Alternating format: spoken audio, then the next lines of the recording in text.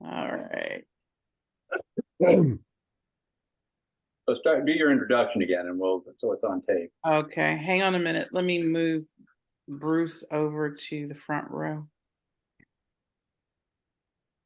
Okay, good evening, everyone. Thank you for coming to tonight's meeting. Tonight is October 23rd. It's the ANC's regular scheduled meeting. And thanks for coming out. We'll start by commissioner introductions and call into order. I called the meeting to order at 7:05.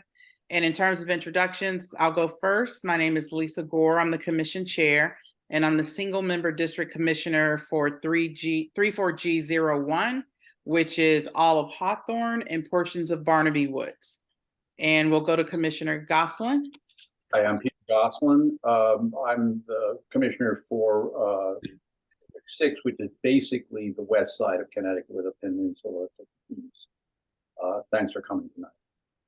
Commissioner Nash. Yeah, hello, everyone. I am Commissioner Nash, and my single member district is 03, which is centered on Nebraska and military over to Broad Branch up to McKinley and Northampton. Thank you. Commissioner Lynch. Hey everyone, I'm Peter Lynch and I cover SMD 05. Welcome.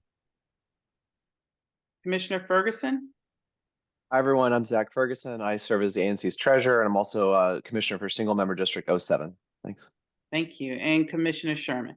Hi, Bruce Sherman. Welcome, everybody. I'm the commissioner for Single Member District 02.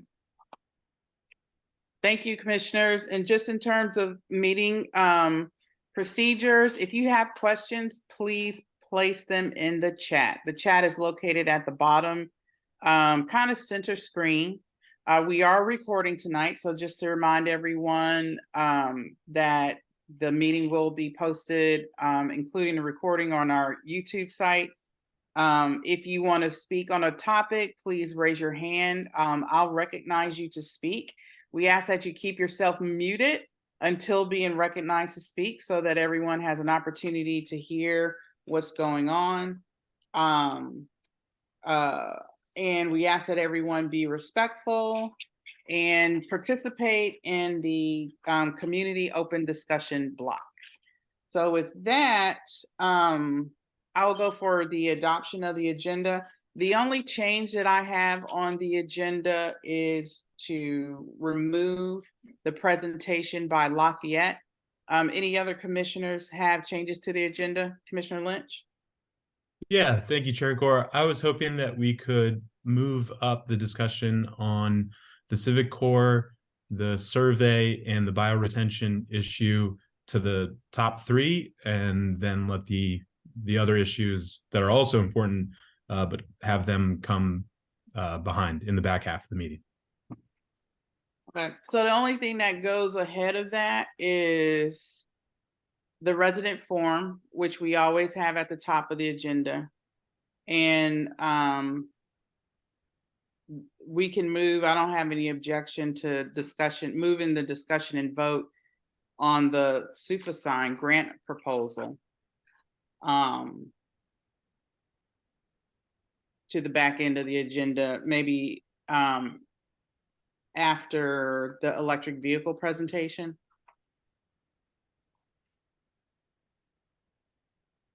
Commissioners, are you all okay with that? Good with me. Yeah. Okay.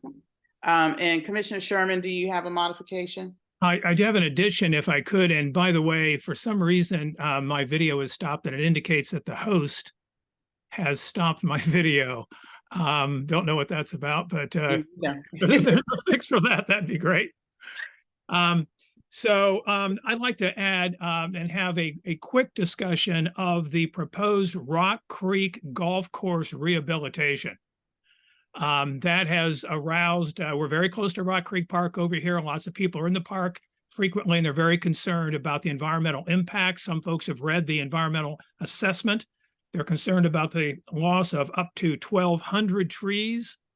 So the idea here is just have a quick conversation about that and see if we could prevail upon National Park Service to extend the comment period. Okay.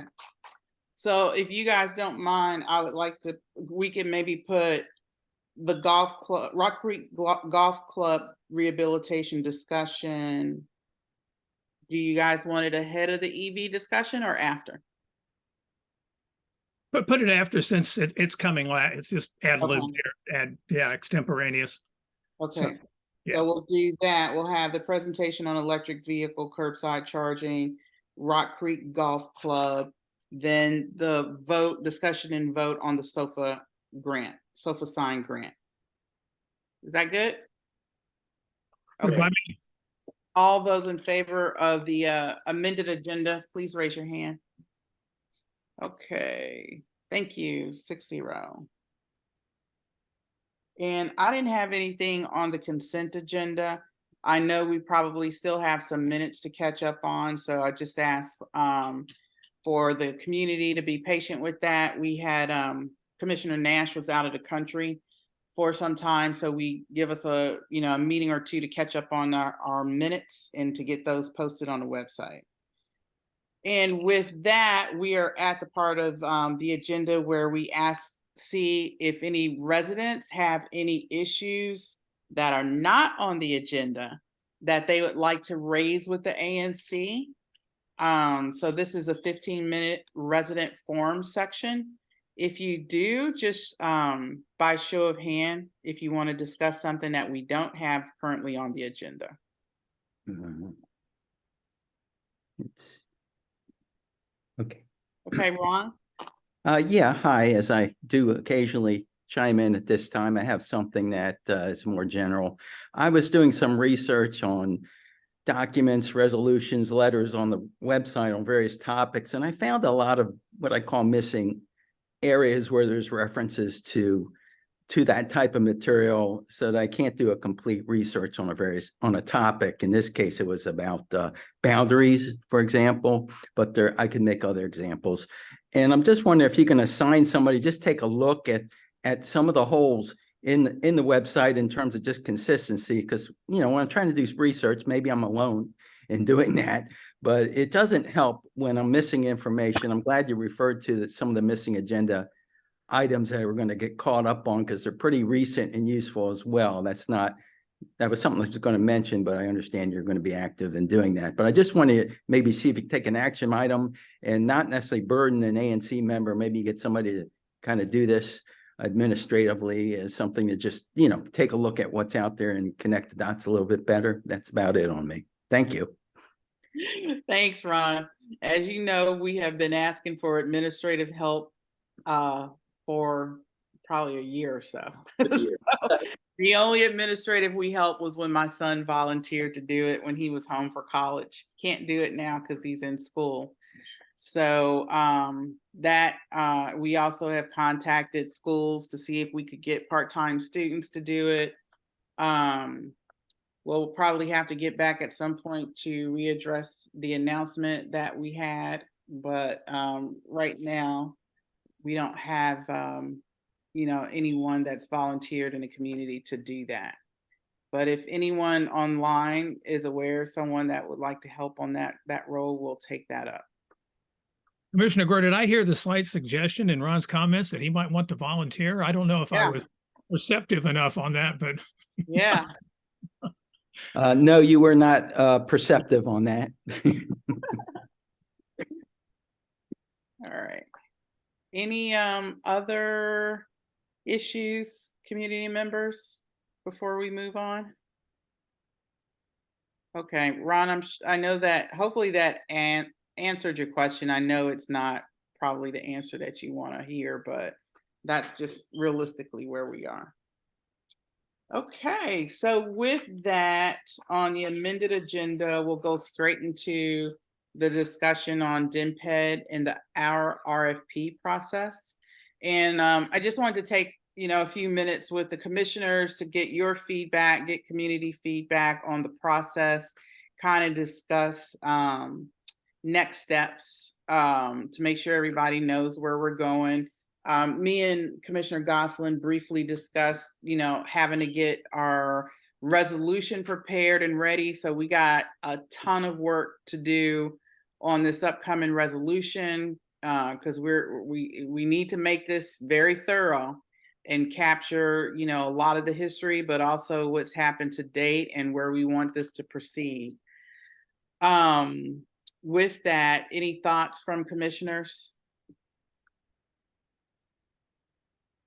Well, I just say that I think we're going to have to do a resolution, either November 13th, our next meeting, or a special meeting immediately thereafter. And of course, Thanksgiving is coming up. So if we want to influence the RFP, I do think that I'll discuss this further with anybody who wants to. The political climate has changed in this city rather substantially in the last few months. And I think the reality is that crime and the tax base are huge focuses of downtown. And I guess I ask all the commissioners to think of what that means about the timetable, the likely timetable for the community center library. I don't think it changes our having to take a stand on some important issues in a resolution in the next several weeks. But Yeah, and the timeline, I'm going to let's see if I have it. I had it on a document. I have it right here. I'm going to put the next steps in the chat so that everybody can kind of see, what was stated at the meeting. Pop that in there if I can get it.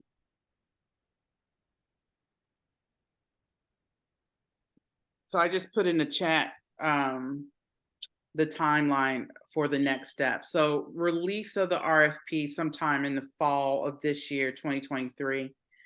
RFP responses received from bidders sometimes in winter of 23 or 2024. Public disposition hearing where RFP respondents present to the community sometimes in spring of 24.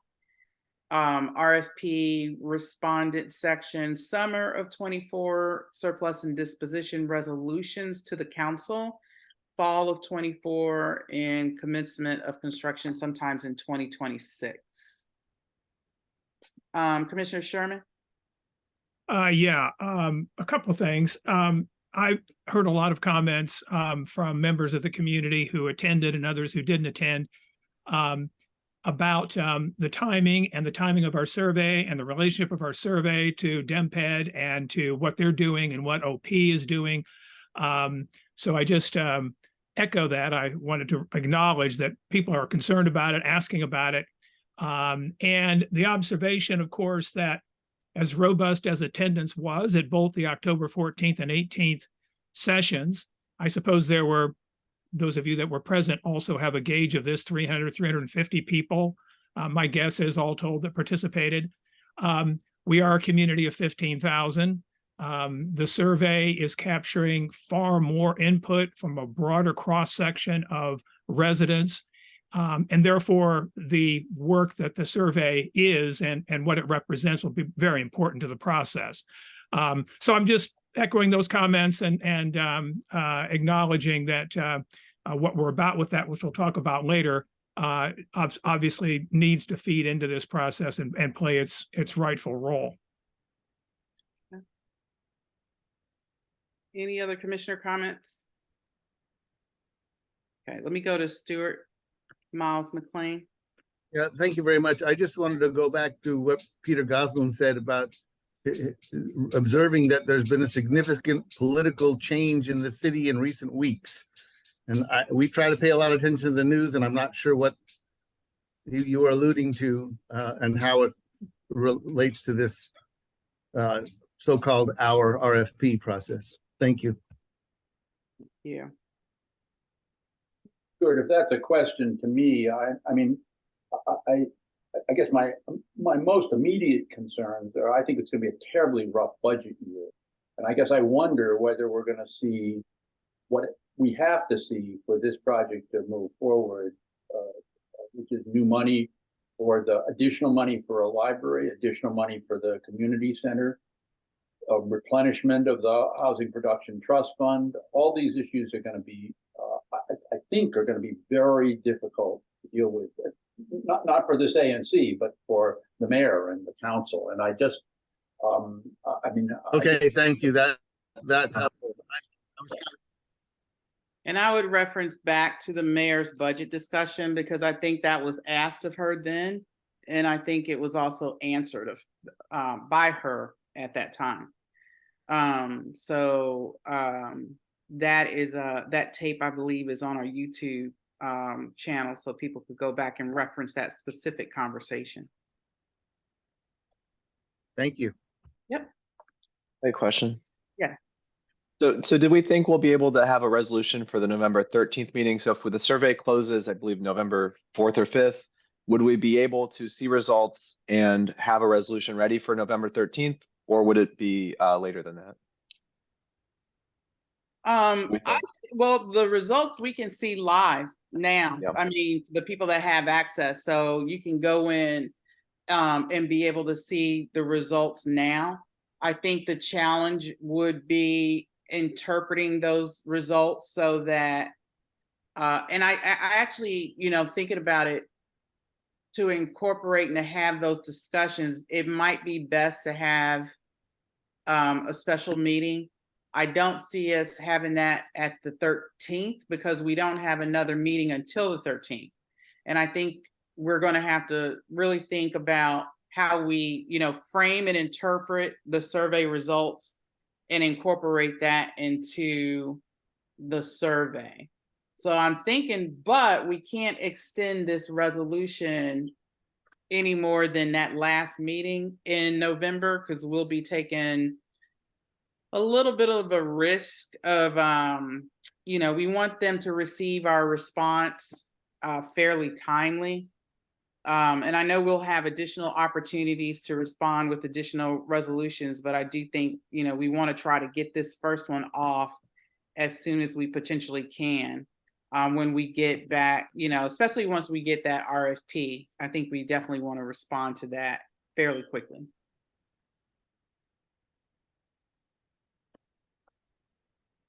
just to note that between the 13th and the 27th is the 23rd, which is Thanksgiving, which is Yeah. where we fit that special meeting. And I understand the impulse to have one, but Yeah. And I think, you know, we probably shouldn't stress ourselves more than we have to. When they send us the RFP, I'm sure they'll say, here's a timeline for a response to it. You know, I don't think we'll have, you know, a draft or anything like that. So I think we'll have some time to kind of finagle it, but we probably will have to have a special meeting at some point on it. hey, Lisa, just to be clear, we want to do a resolution before they issue the RFP. You're saying that there'll be another resolution when we have a draft of the RFP, right?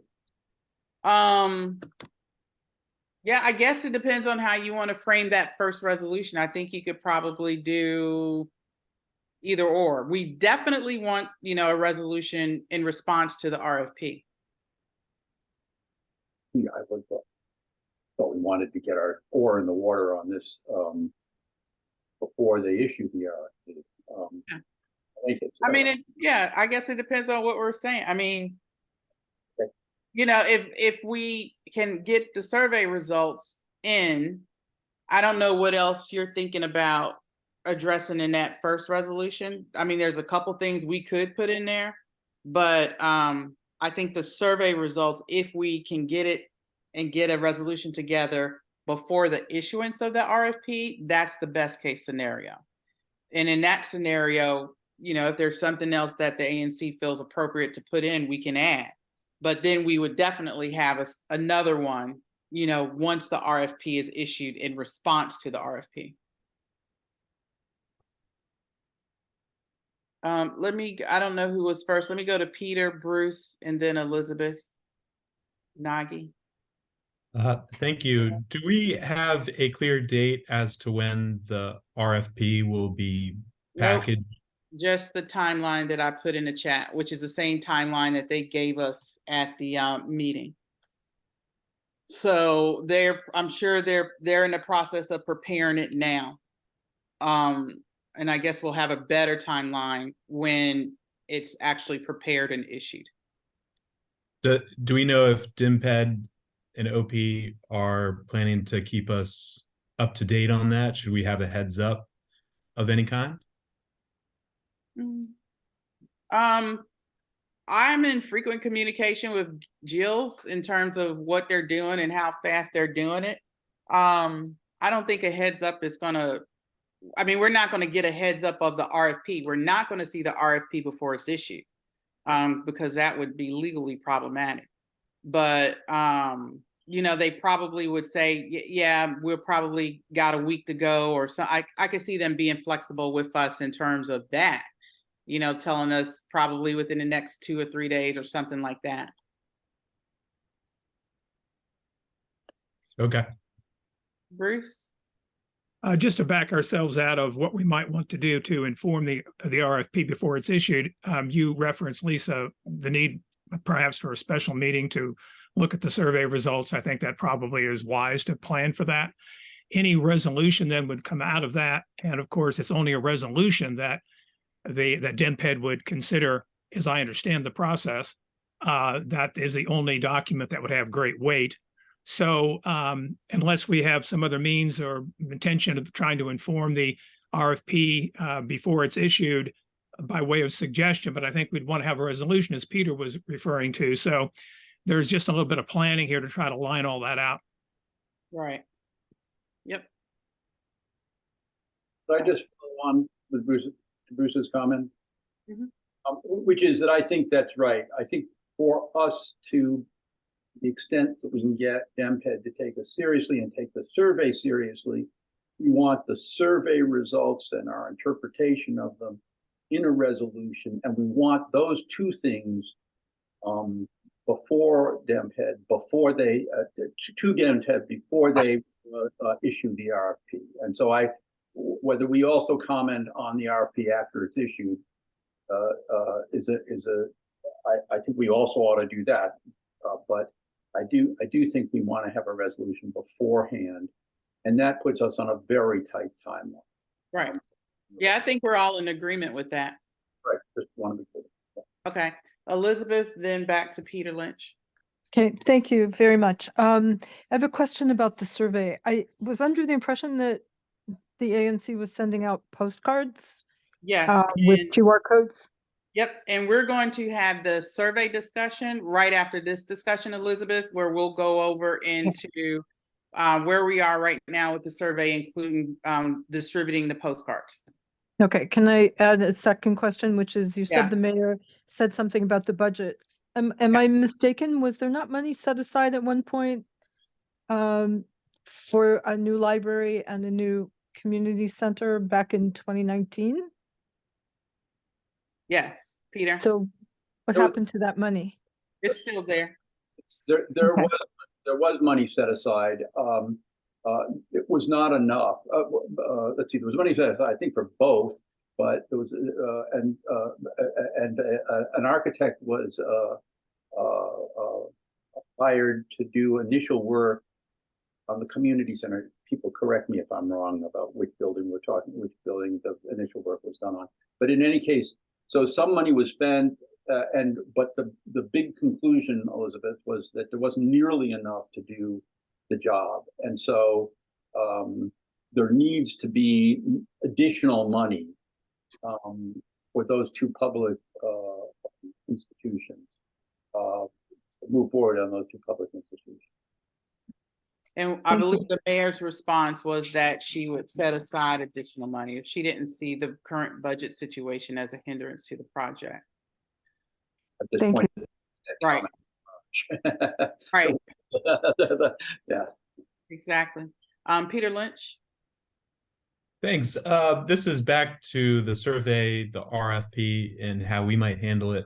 I wonder what commissioners think. Is there value in transferring a synthesis or the results of the survey in a resolution, just to have it included in the RFP so that whatever bidders know the sentiment of the community, and then we can do a separate one where we possibly interpret those and add our own positions.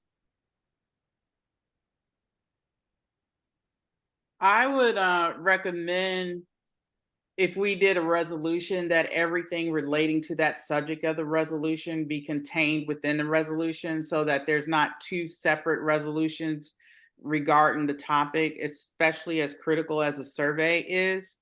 I think that would probably be wise for the commission. I don't think and Bruce, you can maybe chime in a little bit more because this is your field of expertise. I don't think the interpretation is going to be a dissertation where it's going to be, extremely lengthy, but there are things that we're going to want to discuss in terms of the interpretation of the results. And that is something that, the survey committee might want to take up in terms of start working on how to frame the results and the interpretation of the results, because we can start working on a draft document as we go, and just kind of fill in the blanks. So I guess to answer your question, Peter, my suggestion would be to incorporate everything into one resolution and to try to get it to DMPED before the release of the RFP. I think we can do pre-work in terms of the survey committee to start making that happen and to make that process go a little bit smoother, so we're not all cramming together, all the information on the resolution on November 3rd. We have time to start working on that now. Any other commissioner can kind of chime in. That's just my thoughts. Commissioner Gosselin, you have your hand up. Peter, I think that exactly how we handle the next few weeks is it's fluid. So I mean, we can. I mean, if it turns out that there are some complications in combining them, we can deal with it as we go along. So I think that we're just looking to the. We're just looking towards the getting the survey results and how quickly, what we have to do next, and so. Peter Lynch. Yeah, so just so listeners know this, and I'm still wondering it myself, the only way that the city DMPED OP take on the results of this survey is contingent on how we package it up and communicate it to them. Is that accurate to say? They only take into account and give a great weight to a resolution of the ANC. So what we say to them outside a resolution is of interest, but doesn't have the accorded great weight. So we need to pass a resolution. Right. That's the bottom line. Yeah, I'm asking this for the benefit of everyone. Yeah. People understand where the survey's at. Yeah. Thank you. Okay. So with that, let's move on to the survey discussion. And Bruce, I don't know if you have anything, and I'm sorry, my apologies for not coordinating with you in advance to kind of get a recap together. I don't know if you've looked at it recently, but I'd kind of like to be able to give the commissioners and community members just maybe a recap of how many people have taken it. I can kind of give you an update on the cards. We redesigned, the cards would have been out by now, but we ran into a couple of logistical issues with the size and the postage stamp on the card. And then when we had to readdress that, we added a number and we added a phrase on the back of the card that basically said, if you needed help, completing the survey or a paper copy, there's a live phone number which belongs to a commissioner for members in the community to call if they run into trouble with the survey, either needing a paper copy or we had one person where they were kicked out of the survey and couldn't get back in. So the card now has a live point of contact on there. The card should be printed by tomorrow. We're going to hopefully pick them up tomorrow, package them tomorrow, and probably get them to the Brentwood mailing facility on Wednesday. So they should go out in the best case scenario by Wednesday in Brentwood. So that's an update on those. And again, it's going to be a bigger card. It'll still have the QR code on it for people to use their phone to capture it.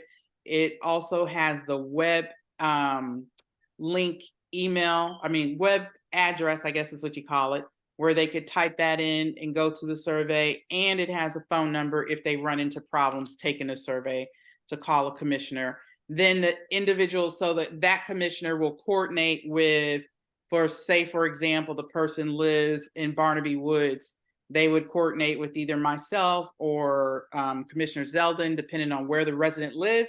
And the commissioner in that single member district will help facilitate either paper copies or actual helping them get on the survey. Okay, so with that, Bruce, do you have any updates you can share about just some bare bones statistics? Yeah, sure. So as everyone I think knows, the survey launched on the 13th of October. And we've then been at it about 10 days. We currently have 1,210 responses at a 90% completion rate, which as surveys go is high. The average time that it takes people to do the survey is 11 minutes and 36 seconds. The comments, there is a final question that asks if folks have any comments they'd like to make, if there's any issue that the survey didn't cover they'd like to highlight. And there have been 500 people who have provided written comments at the end. So I think it's fairly safe to say that the response has been robust. Participation has been good thus far. It's a little hard to say right now what we're on track to reach in terms of total numbers, but the responses have been steady. They have come in response to an announcement. There was a notice yesterday on the listserv about the survey. I made an announcement again today, briefly in response to someone who said she had a problem with the survey. And so when we see those announcements of the survey, then there is an uptick, slight uptick immediately in people's responses. But otherwise, it's been fairly steady, which is a good sign. I would also say that the participation has been relatively even across the single member districts, because we are asking people to identify where they reside, to note the single member districts. In the comments box, the comments are substantive. There are very few related to survey methodology or process. In other words, there are very few people saying, I couldn't do this, I couldn't do that. And that's not to say that people haven't had some difficulty, because with a 90% completion rate, 10% of the people choose not to complete it for whatever reason. It could be that they just found certain questions not of interest to them, whatever the reason might be. And there might be people out there who have had some difficulties. However, we haven't seen any systematic problem to date. That is to say, something that's keeping a significant number of people from completing the survey. That's just the fact. It's, again, not to say that some folks haven't had a problem, because I have heard some anecdotal reports of people getting dropped off or what have you. And if there are those problems, we invite people to call. In fact, in the listserv post that I issued today, I put my phone number down, and I'm available to answer any questions and troubleshoot problems that people have. And I'm reaching out to the one person who did on the listserv to indicate that she had trouble. So that's kind of a quick take, Lisa and commissioners. Happy to answer any questions. Obviously, we can't go into the substantive nature of the survey and reveal what people are saying outside of how we're seeing the participation. But I suppose it's fair to say so far so good. That's great. That's awesome. Commissioners, you have any questions on where we are with the survey? Community members? All right, that's great. Okay, so we'll keep pushing, and look for those cards very soon.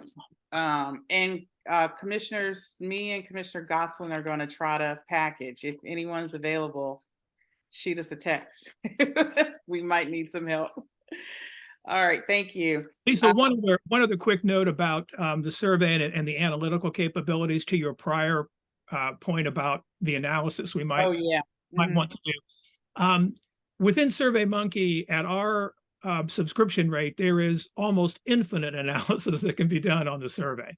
Awesome. And it can be minute, but certainly understanding responses by our single member districts is very important, because we each want to know how our constituents, how they responded. I mean, I absolutely need to know how my constituents have responded. So we'll have that information available, obviously, and we might want to think about a session with commissioners to look at, and maybe in the survey committee, we could do this around how we could analyze the data and the options that are available to us to see where the interests lie.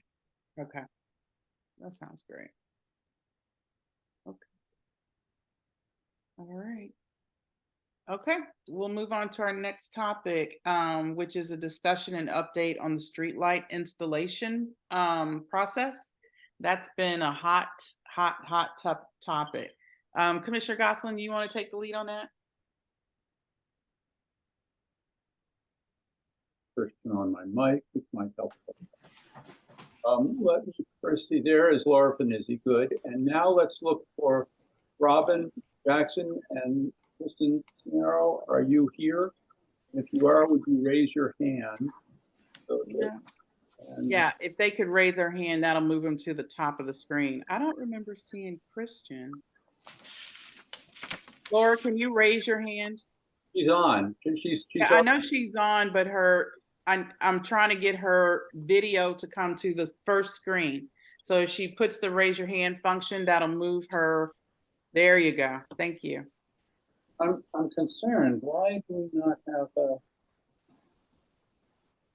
Laura, keep your hand raised. Oh, okay. You got to keep it raised. Yeah. Thank you. Oh. Let me just check in with Kristen. I'm very surprised about this.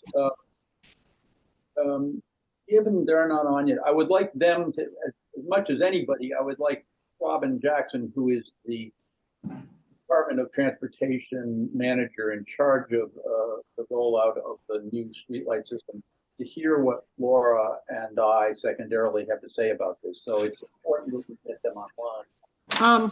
Peter, it's being recorded, right? Yeah. So it's my kid's birthday. So I would really like to make my presentation and then celebrate with my children instead of being on the ANC meeting on the birthday. We have twins, and it's their. Yeah. All right. I understand. Okay, fine. And I will.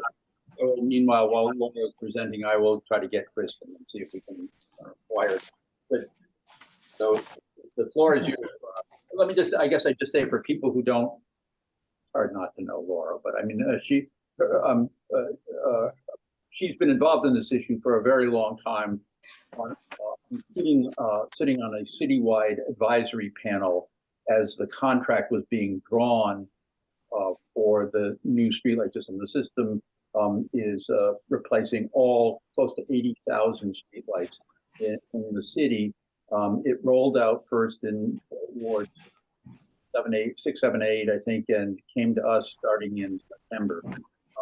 We have been involved in this issue for several years, and we had understood, and I think Laura had understood, that major issues have been negotiated, worked out, and worked into the contract. And what is surprising us is that it doesn't appear, there's some evidence the city simply is not forcing the contractor to comply with the contract.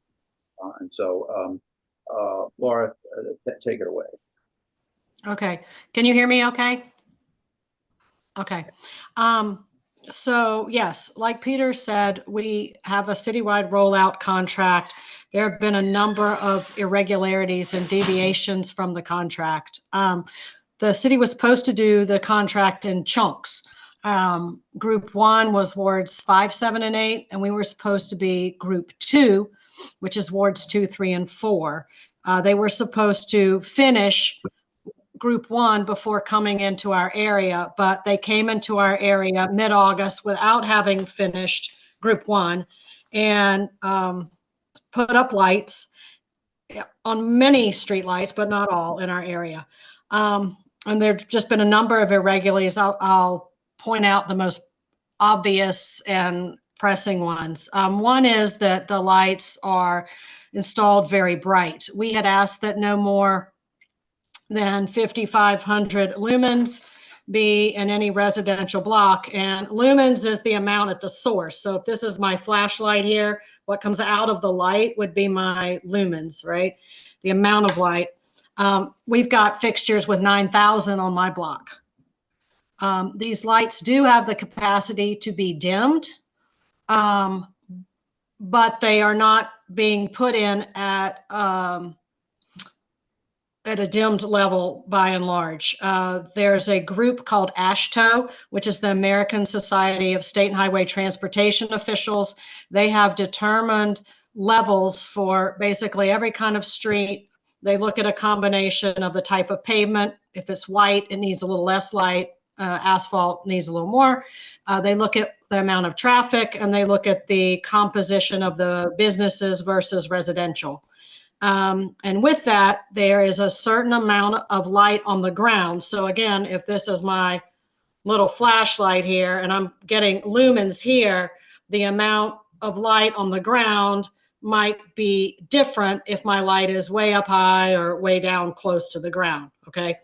So the amount of light on the ground is measured in foot candles. And for most of our alleys, it's supposed to be 0.3. For most of our streets, local residential streets, it's supposed to be 0.4 foot candles.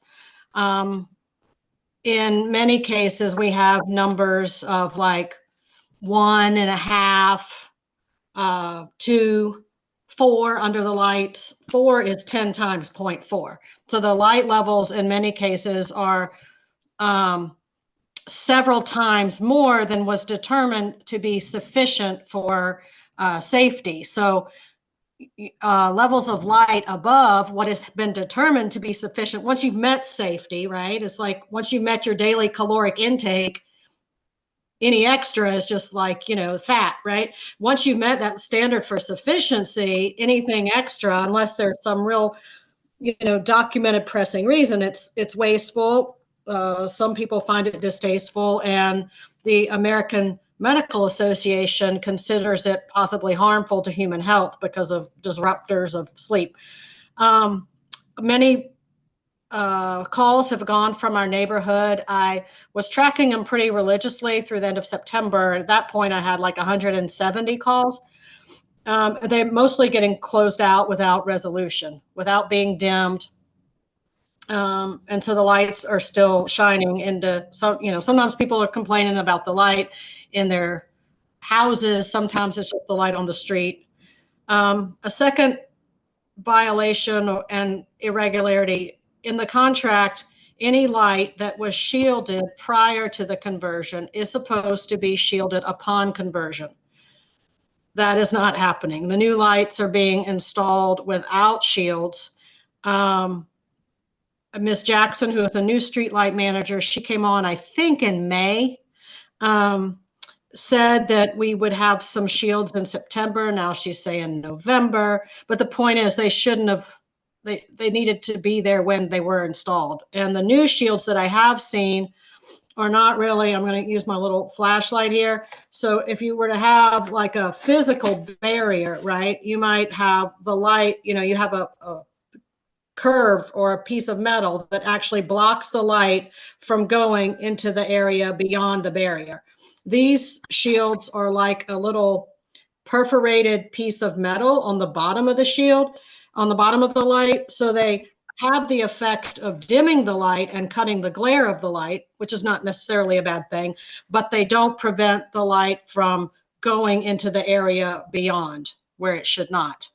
Does that make sense? We okay? Okay, so that's a problem. And then the third biggest problem is that the communication system was changed under this new management.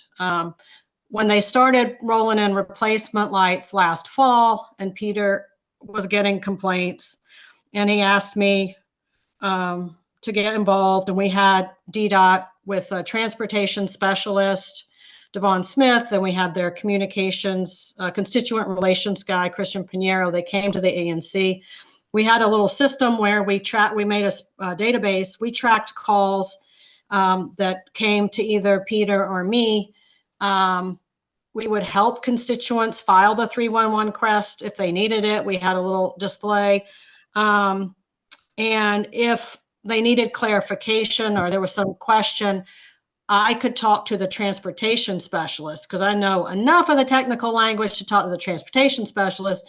And then he really knew the technical language and could talk to the contractor and make sure it was done smoothly.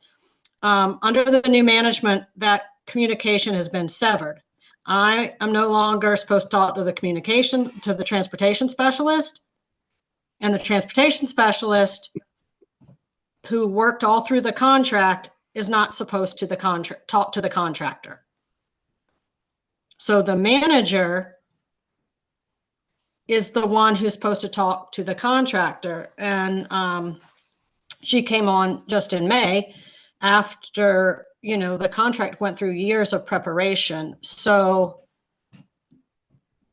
I have my thoughts on that, but all I can say is for the results, it's not been effective. Our constituents' calls are being closed out, and we don't know what the contractors are being told. I tried to do a FOIA to get information, and I asked for the constituents' comments. They didn't give me the constituents' comments. So it's just really a tough problem. They're supposed to do field visits before closing any contract, and we're not seeing notes of any field visits in the service records. So, Laura, yeah.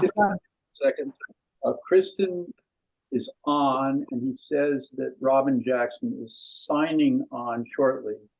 I wonder if I could just see if I could summarize for them what our major concerns are, and if you could stay for just a few minutes and hear what they have to say and perhaps respond to it. I mean, I know. Okay. Yeah. Sorry, but okay. Raise your hand so we can get you on camera. Kristen is the very optimistic Ward 3 liaison for the DC Department of Transportation, and Robyn Jackson is now the manager for the rollout of the streetlight. Kristen, are you on? Have you raised your hand? Oh, was that me, Commissioner? Sorry, I'm on. You're on. Yes, I'm can here.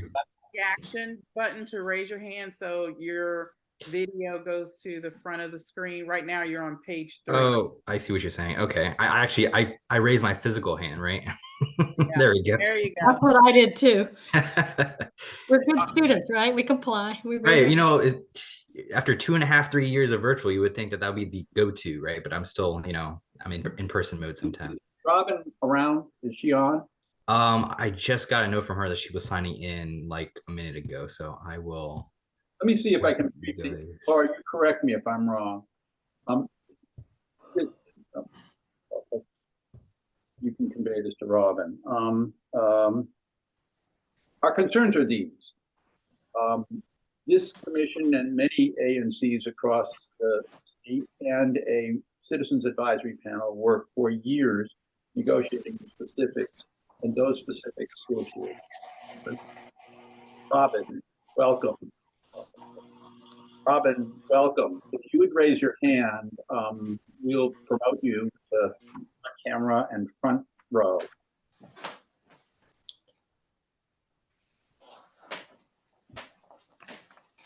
your hand.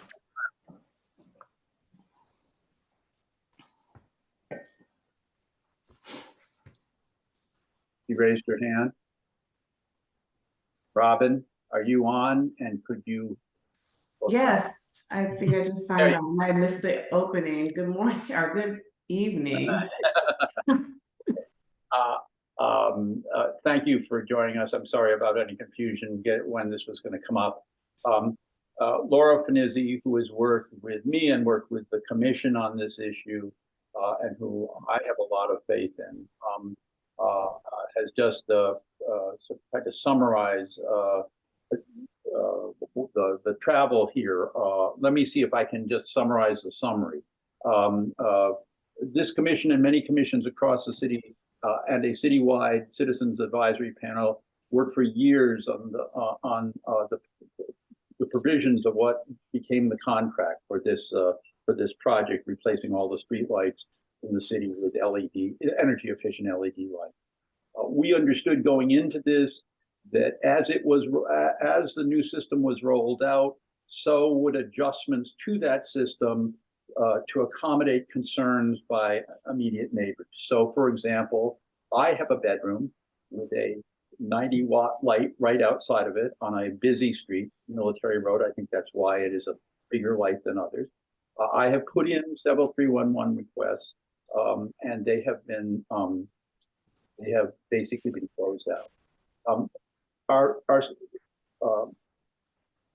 Early on, before the full rollout, when the city was giving up on the old sodium lamps and using the new LEDs as fill-ins, we had some problems here, and Laura and I, working together with your department, were able to get those corrected very quickly.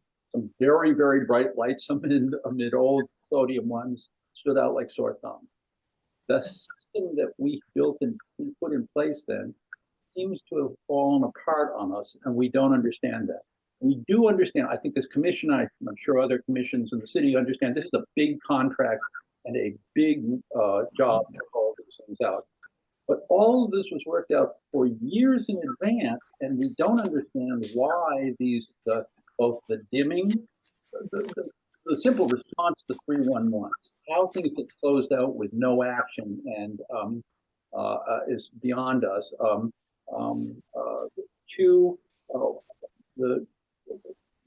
There isn't the kind of dimming that we thought we were going to see. There aren't the kind of shields that we were told we were going to see.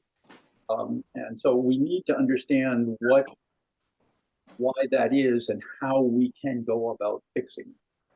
And I think, Laura, I don't know if you gave those stats, but I mean, at a certain point before Laura started having problems getting this information, we had something like 300 complaints in 100 of which, something like 200 or more of which were from this ANC, over bright, about not dimming, and so on. So with that, I mean, I'm happy to hear from you.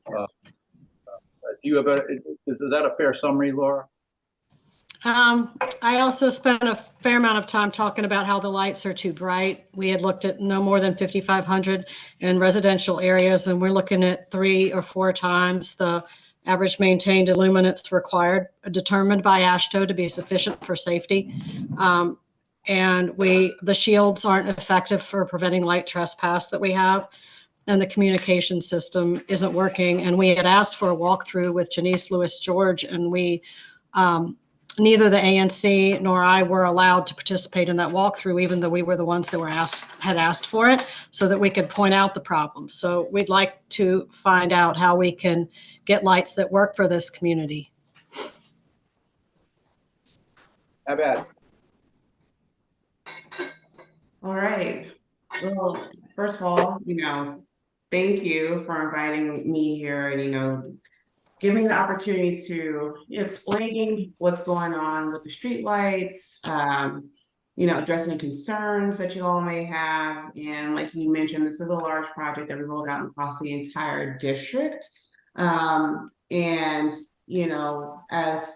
several hundred 311s come in for one area, it also comes in for several areas around the district. So we have spent a lot of time trying to make sure that we properly address everything. So specifically to your guys's wards.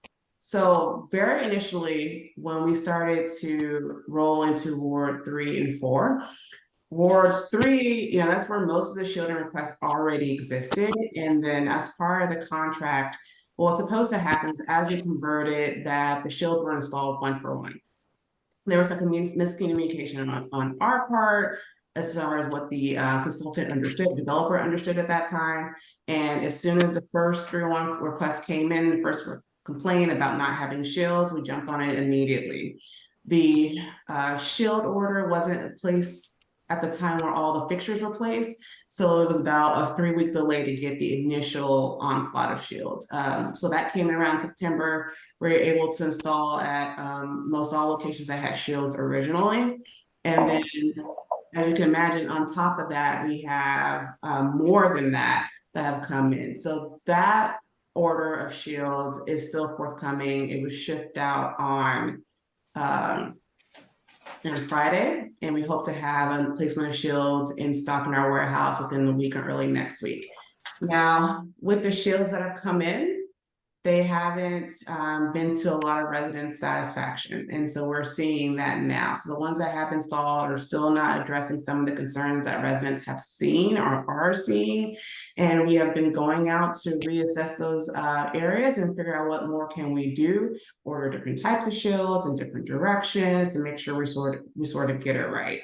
And so you're correct. The system was designed to be able to address citizens' concerns where dimming is required or needed, assess those areas and dim. And when people want brighter lights, assess those areas and brighten the lights. In Ward 3, especially 3-4G, you had a level of illuminance that was already below AASHTO standards. And that was just because the quality of light diminishes over time. And the ones that we installed are very close to the those AASHTO standards. So as we get things in saying, it's too dim in these areas or the lux is not reading correctly, we do go out and we assess and we evaluate. How we're treating all the requests that come in for dimming, we're first addressing with shields. We're trying to maintain safety illuminance across our streets and our roadways. And so we want to address it with shields initially. If shields do not work, then we're coming back and looking at whether or not there's room to even dim the fixtures that are out there. So for the 311 requests that we have very early on, a lot of them are closed, yes. And then the ones that were put in again to readdress those ones, we put them back in. We have a long list of all the ones that were closed and all the addresses that we have not gone to, and we're planning on hitting those as soon as we get shields in. So maybe your service request is closed, the work order is still open on our side.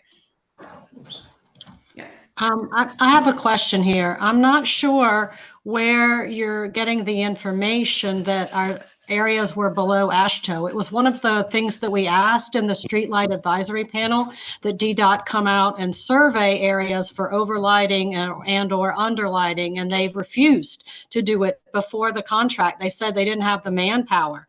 So, and I've taken readings with my Lux meter that I own personally, and they show AMI at 3-4 times what is required. We're nowhere near AASHTO. We're way above it. And there's no reason, if AASHTO is sufficient for safety, that's what the AMI AASHTO reading is. It's been determined sufficient for safety. Why can't we dim? Like, I don't understand where safety comes in when you've already met the safety and you're 3 and 4 times that. That seems like a horrible waste of energy and impact on human health. So why are we tolerating this? Yeah, and I don't think we're tolerating that. Like I said, we're still going and evaluating all the areas that we address with the 311 request. We want to go through and address that with shielding. So, I understand that there's some areas that, and the other thing about our design, if you look at our table 5 and our design standards, that's what it's designed to be 3 to 4 times higher than the AASHTO standards. And that's to give us this room for your area to dim if we allow.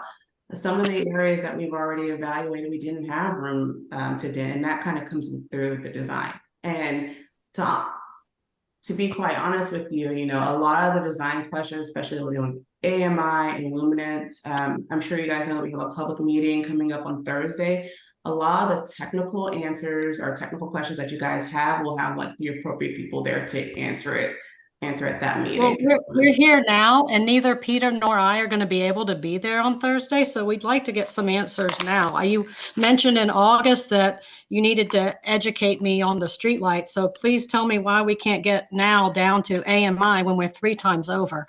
I don't, and why can't somebody come out and do a walkthrough with us with their multimeter? Maybe mine's wrong, but I don't think so, because when I did the walkthrough with the streetlight advisory panel and they took us down into Georgetown into an alley, and I said, oh, that's going to be about 27 lux, and it was 25. So I'm pretty good at like gauging lights after all these years. So yeah, can we come and do a walkthrough together and see?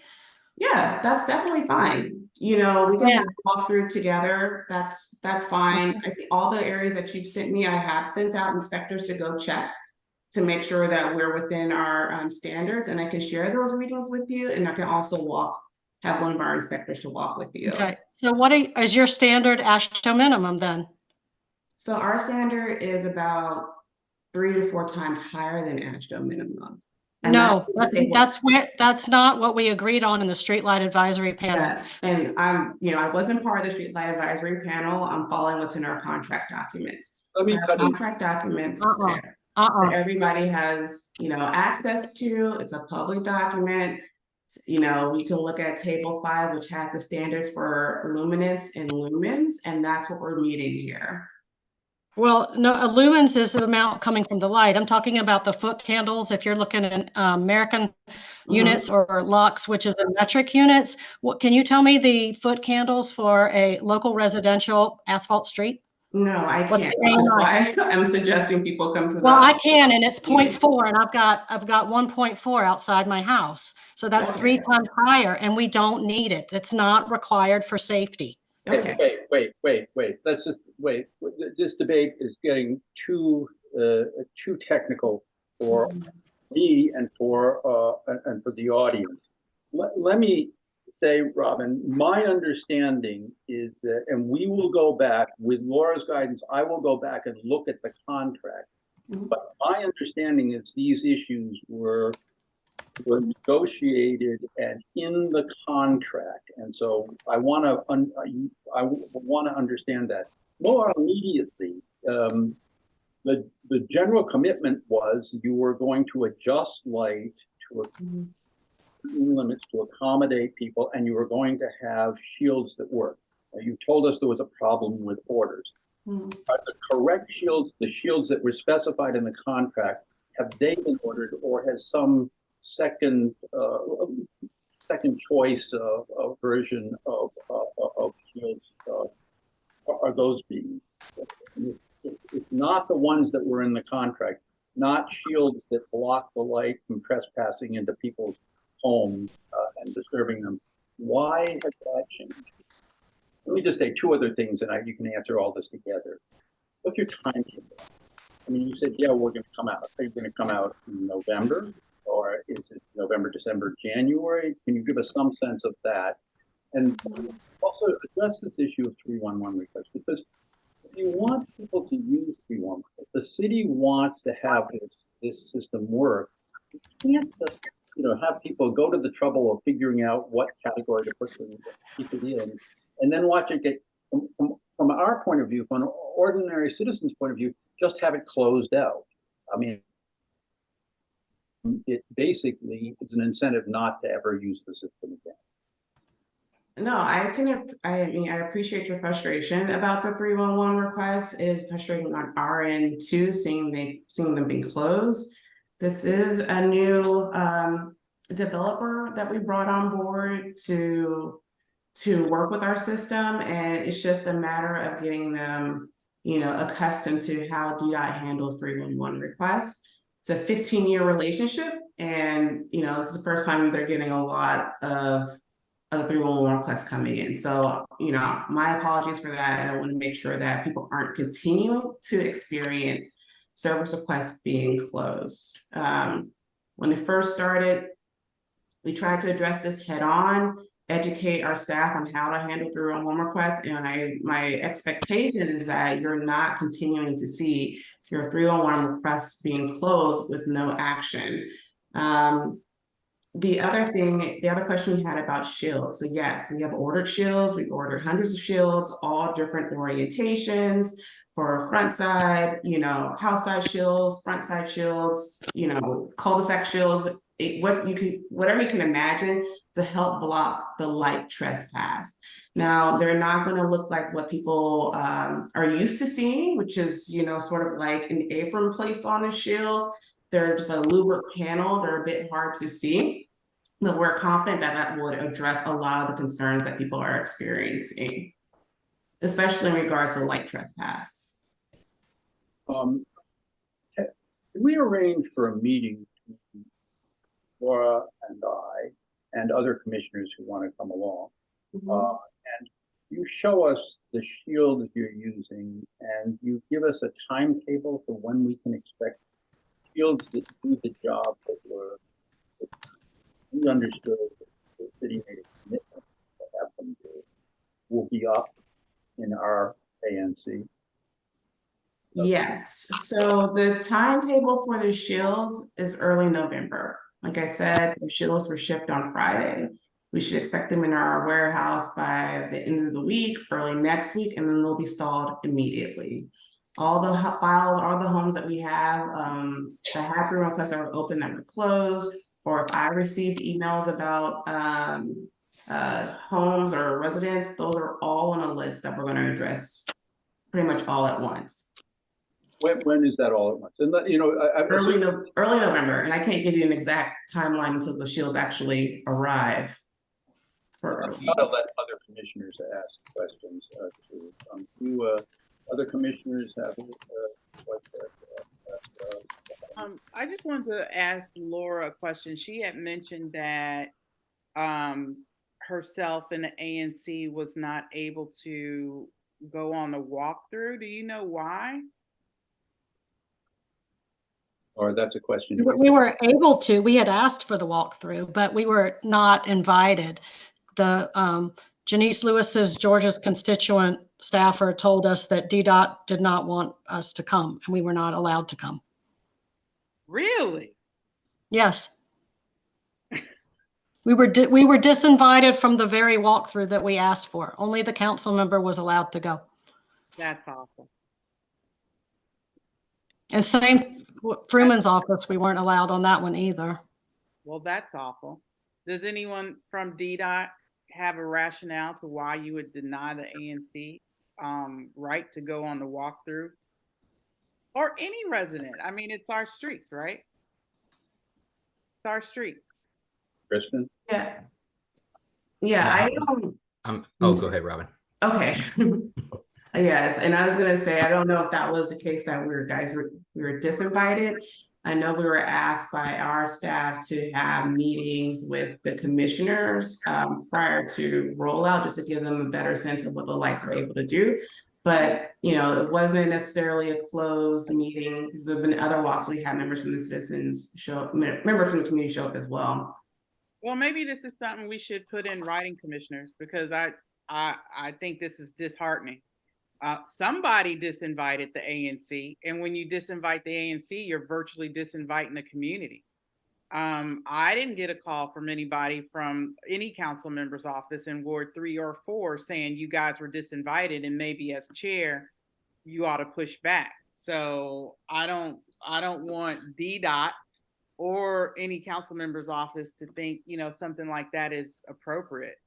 Yeah, here's the text on my phone.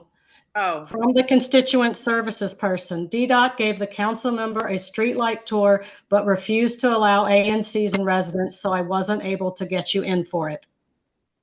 Wow. Okay. I don't know who had their hand up. Mr. Nash? Okay.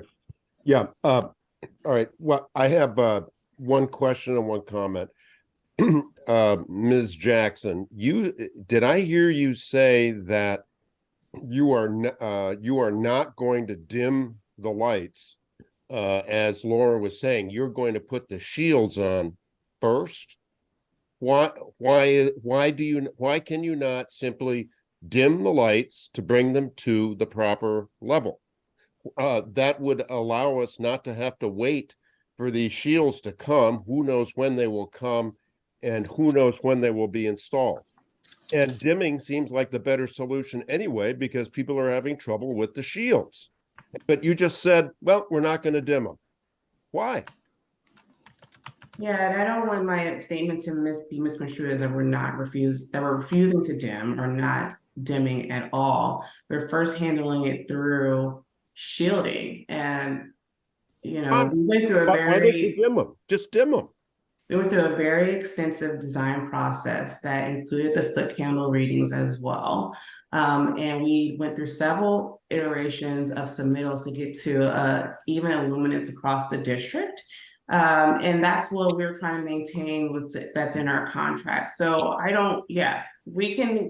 there's other things that we've also evaluated areas people have just requested dimming, and there isn't any room to really dim without coming below AASHTO standards. Our job as District of Columbia for DDOT is to maintain roadway safety and pedestrian safety and make sure that there's a proper level of a safe level of lighting out there. And that's what we're aiming to do.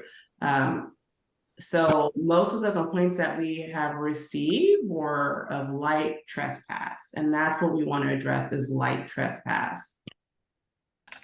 Okay, well, what you're saying seems to be at odds with what Laura was saying.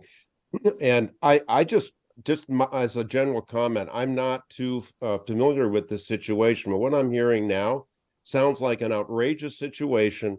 And the response that I'm hearing from DDOT is infuriatingly lame.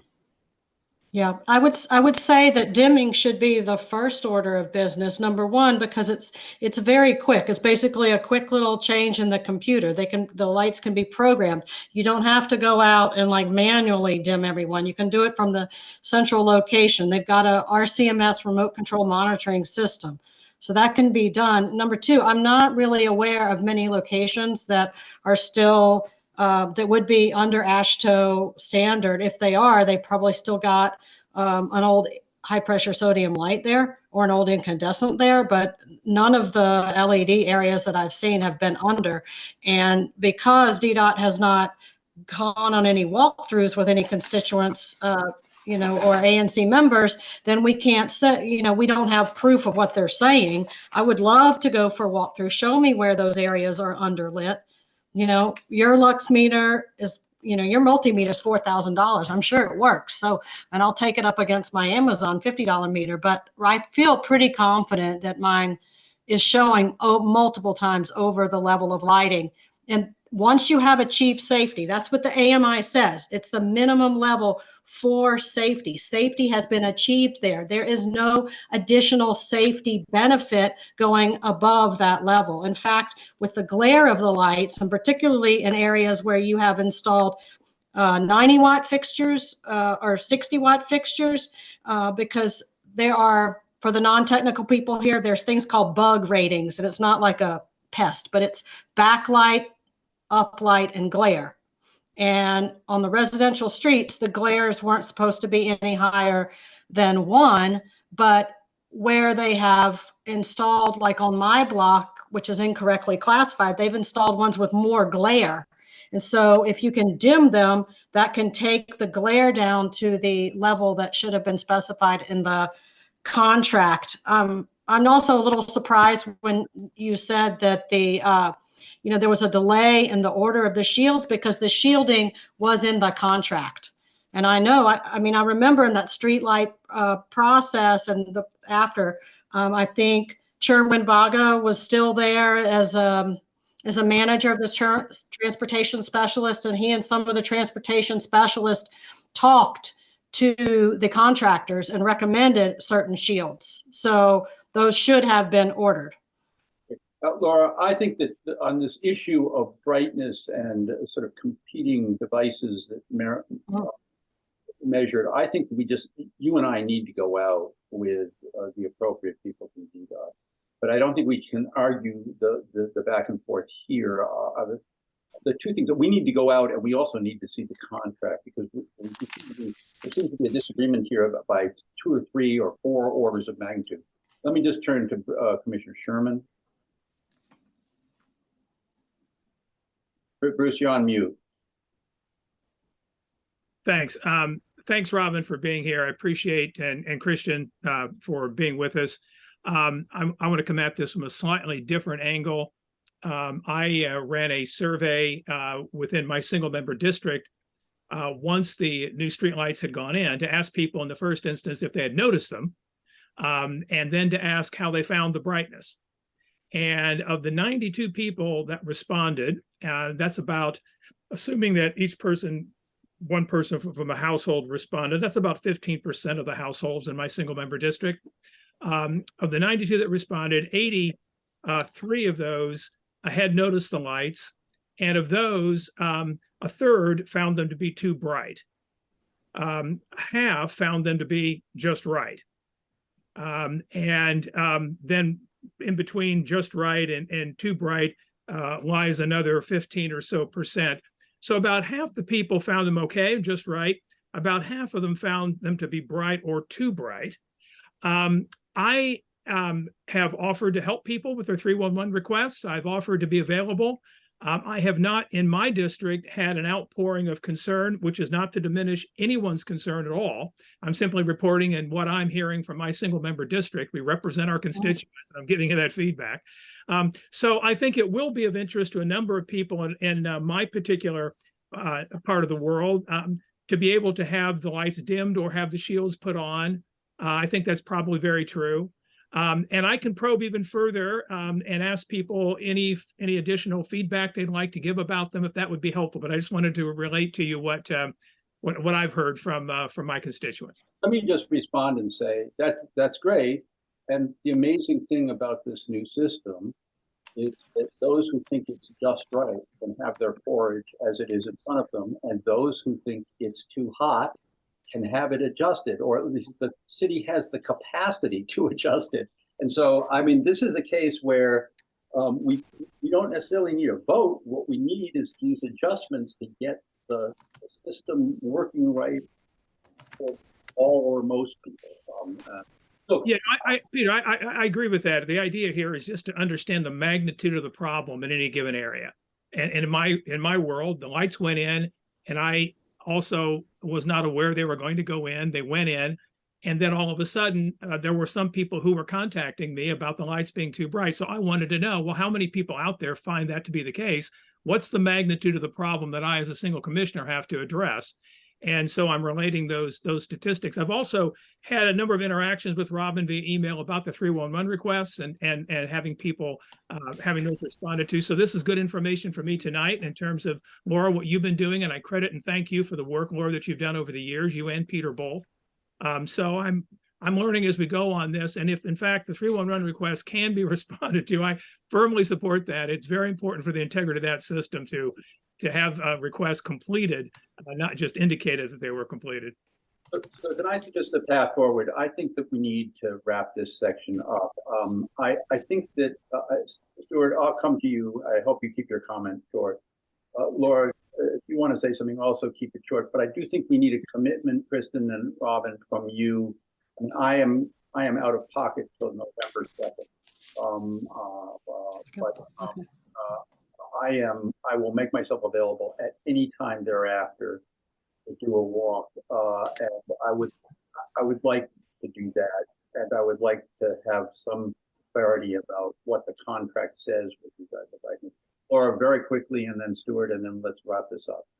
Yeah, and 2 questions. Well, okay.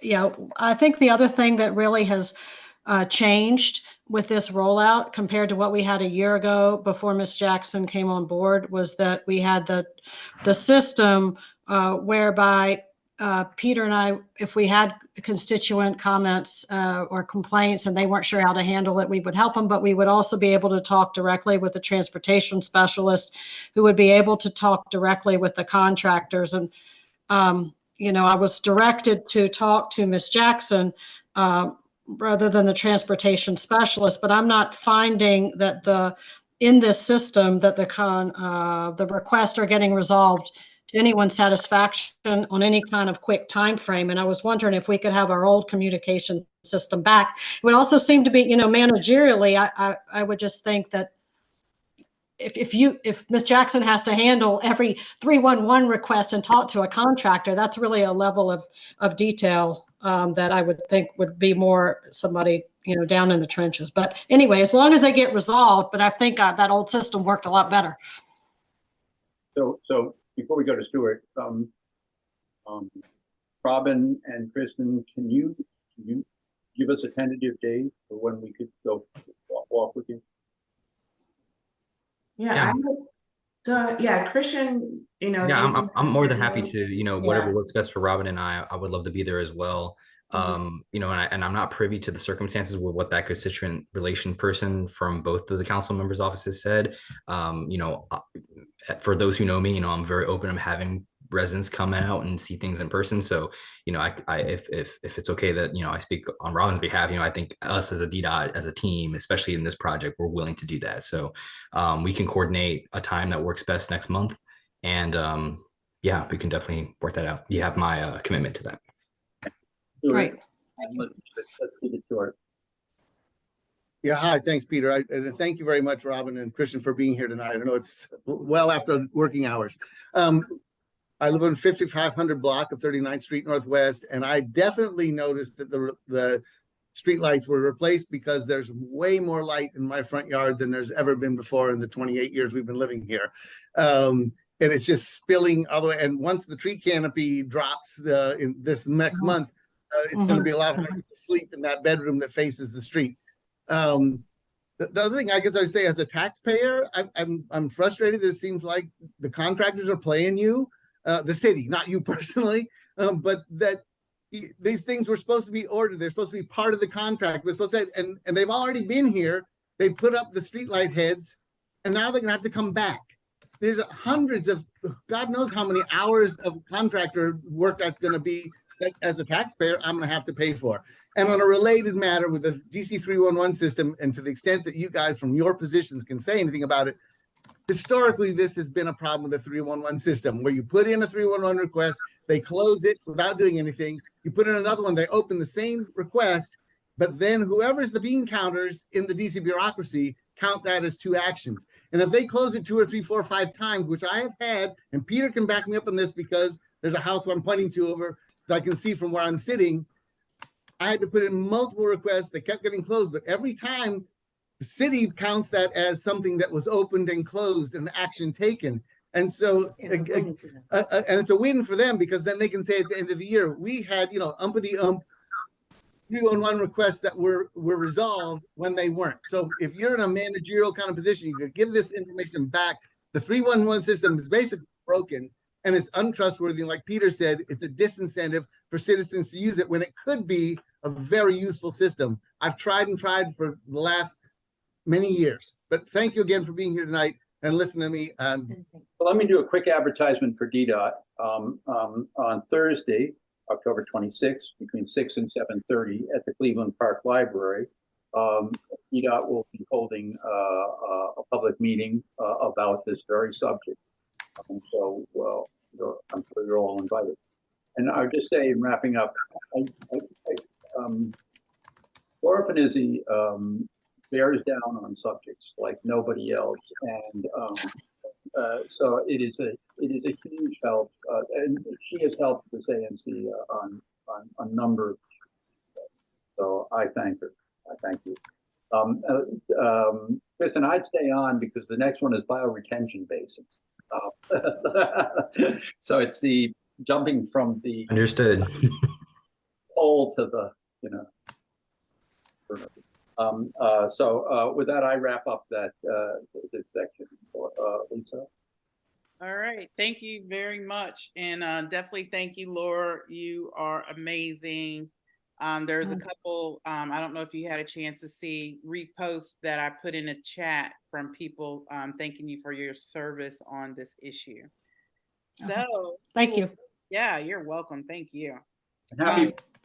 Yep, and thank you, DDOT, I'm glad you guys are willing to let us tag along. And you're right, Christian, we've never had that happen before. So I am very curious though to where it came from, just to make sure we're tracking on the same expectations with DDOT and ANC participation. So next thing, discussion on DDOT's bioretention cell installation process.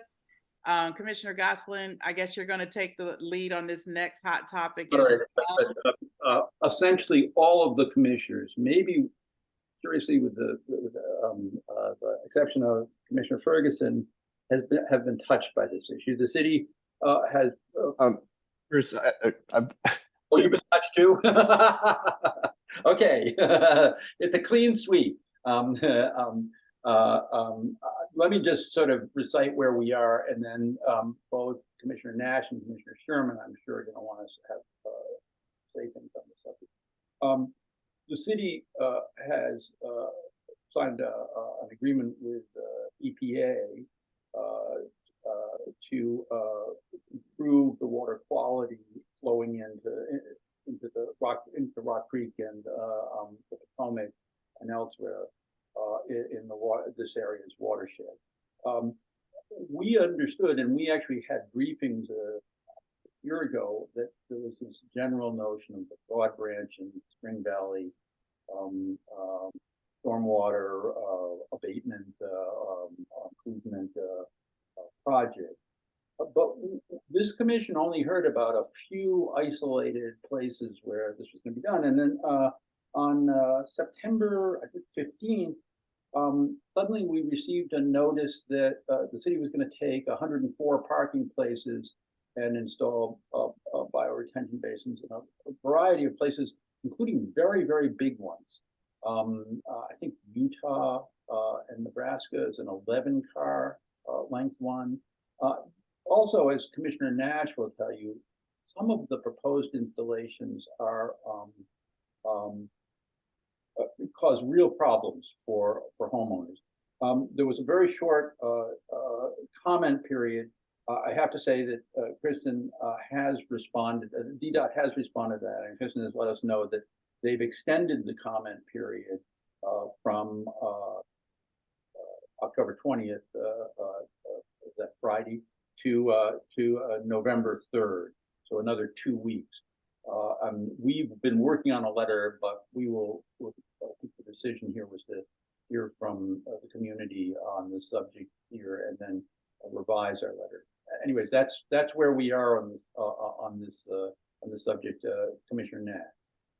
Yeah, okay, thank you, Peter. I have heard from a number of my constituents who are unhappy with this program's effect on their homes. The strongest voices have come from the 28th Street and Jennifer area, which is essentially a cul-de-sac. And I'm going to turn it over to a couple of people who live there, and they're going to talk about it. But I want to highlight one thing that I find completely unacceptable, even though I'm on board with the goal of the program. But one of my residents is going to lose 100% of the parking in front of his house, and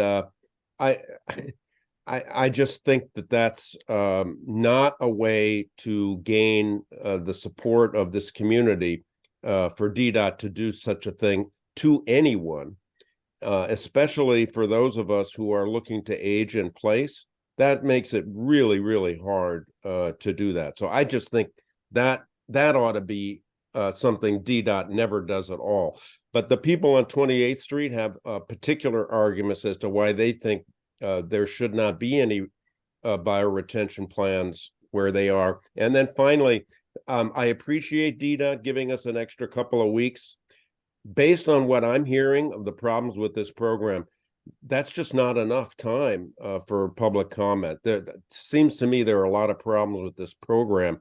And to maintain public support, which you need to work more with our community. Okay, I'm going to turn it over now to Lauren, Howard, and Georgia and Onhang. And after them, I think we should go to Commissioner Sherman, who also played an important role. All of us have played go ahead. Do you want to have, Lisa, do you want people to raise their hand, or Zach? Yeah, if they can raise their hand, that would be great. So if you raise your hand, we'll bring you up on camera.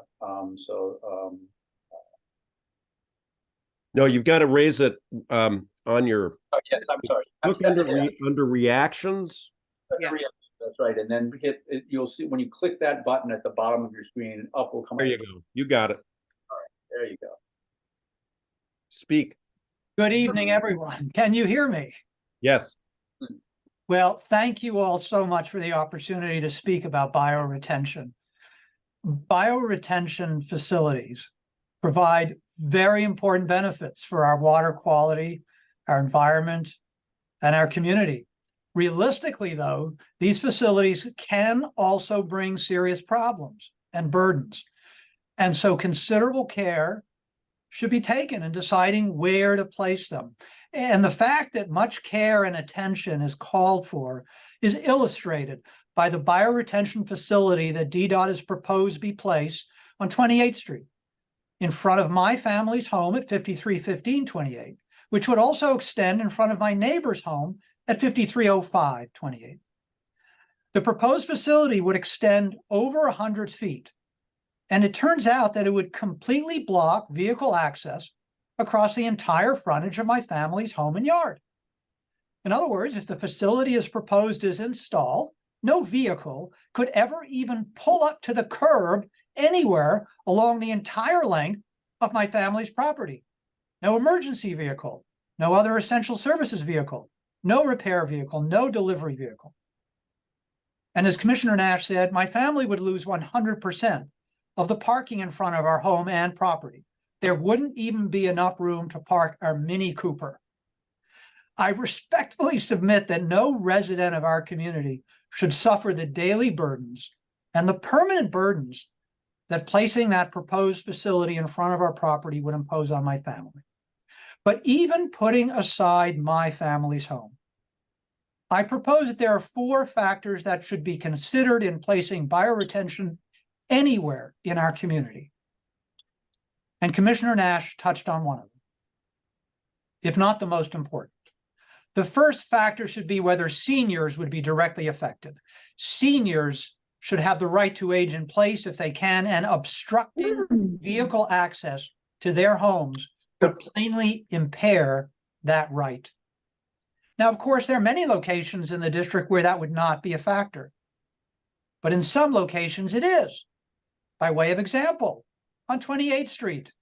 On 28th Street, there will be 3 seniors in my home and my neighbor's home who will be immediately impacted by the proposed facility.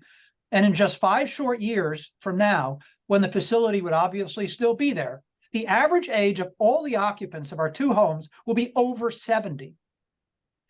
I think that the second and third factors that merit weight in placing bioretention are: would they create unusual parking problems or unusual traffic hazards? And I'm emphasizing unusual because clearly bioretention, serving the great purposes that it can, almost always invariably creates some parking or traffic issues. I'm talking about factoring in unusual traffic and parking problems. Now, in many places, facilities would not create either kind of these problems, but in some places, they would create one or even both. On 28th Street, for example. Very unusually, the proposed facility for 28th Street would sit just above a T-junction that 28th Street forms at Jennifer. Plus, one leg of Jennifer Street is actually a blind alley. There's a lot of literature online about the unusual traffic challenges posed by T-junctions and by blind alleys. And there are both of those things in the immediate vicinity of the proposed 28th Street bioretention. Let me get quickly to the fourth factor I think merits weight in deciding where to place bioretention: whether the facility would sit squarely in front of a home. There are countless proposed facilities that DDOT has put in front of people that do not raise that issue. Facilities being proposed to be placed off to the side of a home, or in front of a side yard, or in front of a wooded area or a park. But some proposed facilities would sit squarely in front of a home, obstructing direct straight line curbside access to the home and its residents. by way of example, 28th Street. As I mentioned, the proposed facility for 28th would run the entire length of my family's home, continue along the entire length of the yard, continue to run directly in front of a second home at 5305. I respectfully submit to the commission that the 4 factors that I've listed merit significant weight in deciding where bioretention facilities should be placed in our community. And again, by way of example, in light of those 4 factors and my family's threatened loss of 100% of our street access, I plead that the proposed bioretention facility for 28th Street not go forward. Thank you for your time. Thank you for giving me the opportunity to speak. Good evening. I'm Lauren Howard, a resident of the neighborhood George has just described. In addition to supporting his remarks and the petition signed by 33 households, or virtually all of our neighbors, I want to underscore just one important point. And that is that DDOT's proposal for 28th Street is dramatically inconsistent with its own long expressed criteria for locating bioretention facilities. In its Green DC Streets publication, DDOT quite reasonably recognizes that bioretention curb extensions should be located in areas with low on-street parking demand and wide roadways and for traffic calming.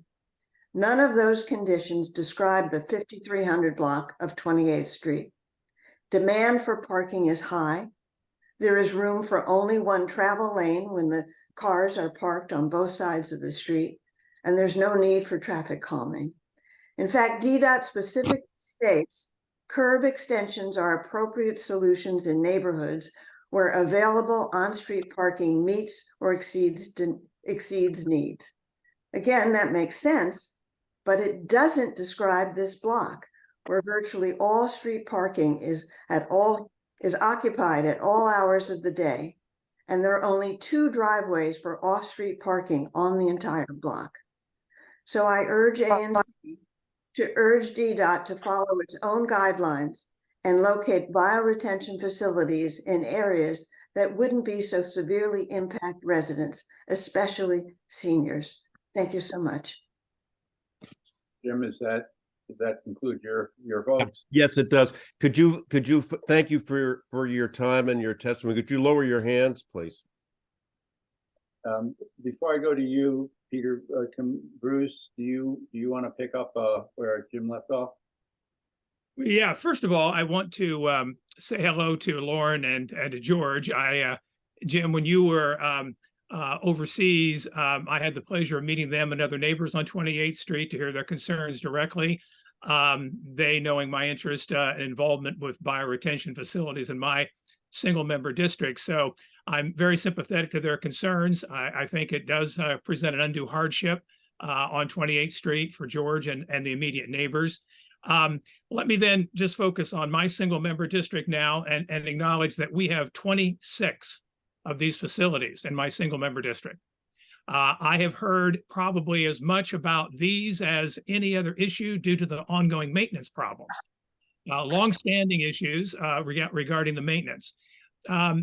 That has led us as a community here to take initiative to bring together a group of volunteer gardeners, neighbors who have green thumbs and are interested in digging in, if you will, and cleaning up the beds, working with DOEE, the Department of Energy and Environment, which maintains them. DDOT installs them and DOEE maintains them.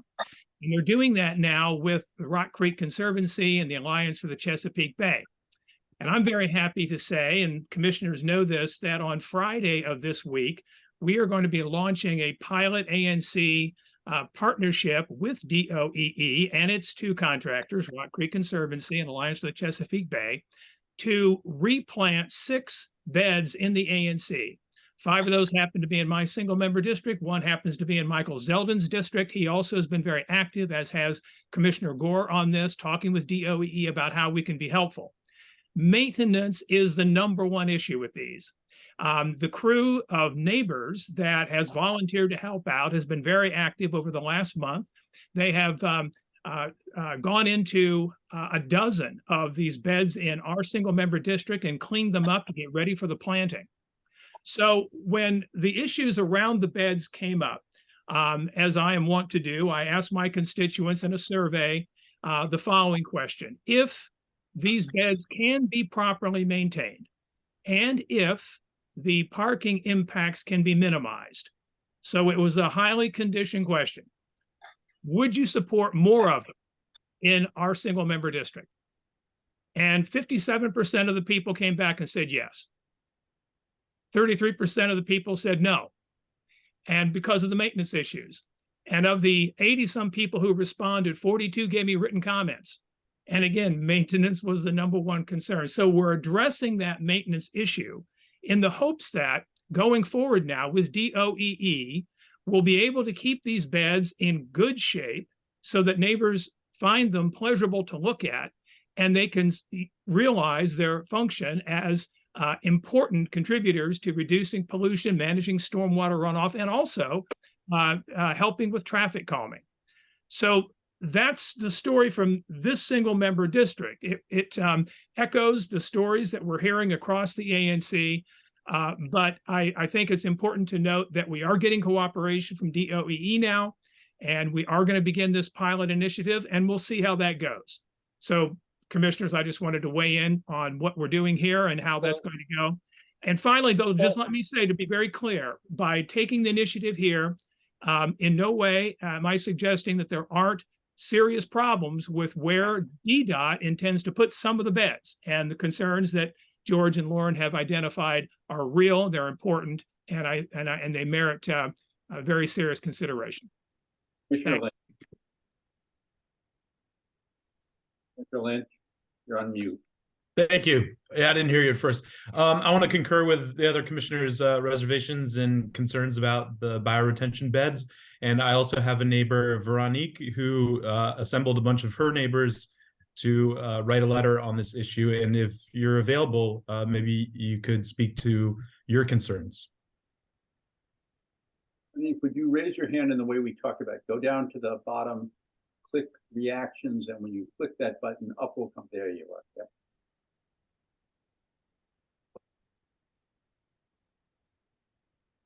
Hi. Hi. Sorry, wasn't planning to be on, so not very well prepared. But I just wanted to echo the same concerns that the other neighbors on, I believe it was 28th Street shared.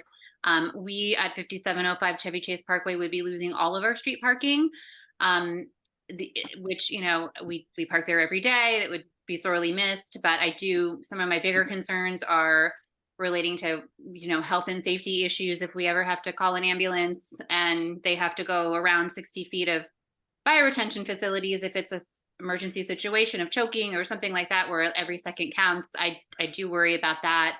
I have elderly parents who visit me quite often who park there.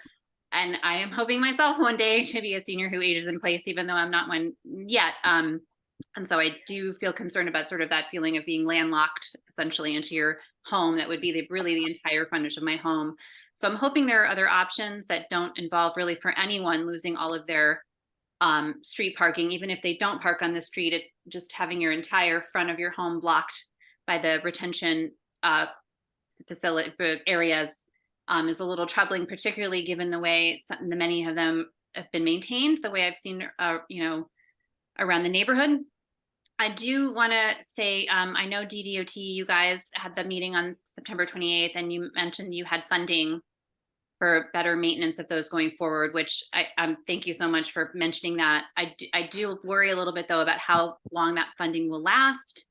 If it's, you know, because once they're built, it's going to be here for years and years and years. So if there's funding for 1 year, what happens 5 years down the line when it's overgrown? And you know, I'm trying, maybe someday I try to sell my house and I can't because I have this, you know, this jungle outside of my house. So anyway, I'm sure there was more in my letter. Sorry, I'm not more prepared to speak. But I do have some of my neighbors. I think Susan might be on and wants to speak as well. So I'll lower my hand so she can say a few things. Thank you very much. I appreciate your time. Yeah, thank you for being here and thank you for sounding off on that. Thanks.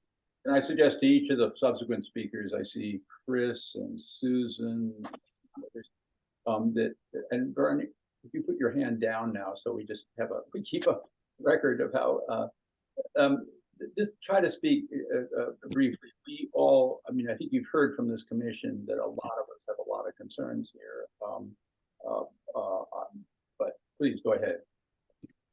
Hi, thanks. And it's great to see all my wonderful neighbors on this meeting. I think it's a valid concern, the idea of rainwater mitigation. But unfortunately, the locations that the city is deciding to put them in would not only cause potential harm, potential loss of services. We just unfortunately lost one of our longstanding elderly citizens here just across the street a couple of weeks ago. And the entire street was filled with ambulance and fire and police vehicles. And if the proposed rainwater retention area, the length that it is, the amount of square footage that it takes up, were that there, it would effectively remove one lane of Chevy Chase Parkway right on the corner, right on the area where those vehicles were sorely needed. And had that been there, there's a chance that there would have been traffic backup. There's a chance that they would not have been able to respond to the health concern at that time. This is really troubling for me for this area and for especially our street on Chevy Chase Parkway, being that it's a conduit that assists people coming in and out of the city when Connecticut Avenue backs up. And the traffic patterns are assisted by having the conduit of Chevy Chase Parkway be available as a means of getting to Military Road without having to go on a very busy thoroughfare like Connecticut Avenue. So there have been so many other concerns that have been brought up that it's everything I wrote. So you've heard them all. This is not the place. I won't deliver it here, but I do have several ideas of where these same retention areas could go in our neighborhood and not block vital parking spaces and much needed thoroughfare for the city, especially in a city that in this area is seeking growth. Why would you keep that? If you want to reduce the amount of traffic or speed of the traffic, we already have 2 speed humps, put in 3 more. I don't care about that. But what I do care is when you take away square footage that is absolutely vital for the heartbeat of this neighborhood. Susan, very quickly. I'm a Howard grad, by the way, and a DC lifer. Statehood all the way. Thank you. Susan. Hi, so I'm on the other side of Veronique. Let me tell you all a little bit more about where they're proposing putting these spaces. They are proposing putting multiple spaces right at the intersection of Northampton Street and Chevy Chase Parkway. So that block of Northampton Street, you all know very well. It's below the library and the recreation center. And that is where the city is proposing taking away 20 public parking spaces if they actually redevelop that space. So there is no excess parking in that block as it is. And there certainly will be greater needs for parking. And there's parking needed all the time there. I mean, it's used 7 days a week between the facilities that the city has, the bank, the post office, the theater, the 2 churches up the street on Chevy Chase Parkway, the school at Chevy Chase Parkway, and the daycare center. So these blocks of Chevy Chase Parkway and Northampton Street don't meet the city's own requirements. The second concern that we have is the process that's been followed with this. We were not properly notified during the design period for the bioretention period, as I think Commissioner Gosselin said at the very beginning. And when we were on the virtual hearing on September 28th, we were told that the design period was over. And we've heard comments from DDOT that maybe they can shift some of the spaces on Chevy Chase Parkway, but because the design period is over, even though they're taking comments, They can't take these spaces away. And to me, I question even the legality of this. If the notification that was given to the residents of the city was only by signs and on the listserv, that doesn't seem at all proper. If our ANC commissioners couldn't tell us that there was a design period last year going on that is now closed, this feels to me very suspicious that this is being pushed through. And then I do have concerns about the importance of Chevy Chase Parkway as a diversion route. As Chris mentioned before, at least once a month, the Connecticut Avenue is closed between McKinley and the Circle. Just on September 25th, there was a car that flipped over at Oliver Street in the middle of rush hour. And we had traffic going up and down for 2-3 hours while the city was dealing with this overturned car and the accident. Metro buses get rerouted up our street regularly. The city often uses Upper Northampton Street for parking buses when they bring senior citizens into the recreation center or the library. We welcome all these uses, but you can see there's no excess parking. As a result, we would ask that a traffic study and a parking study be done, because we don't believe that DDOT actually understands the heavy parking uses of these proposed spaces on Chevy Chase Parkway and Northampton Street, and probably in the broader community.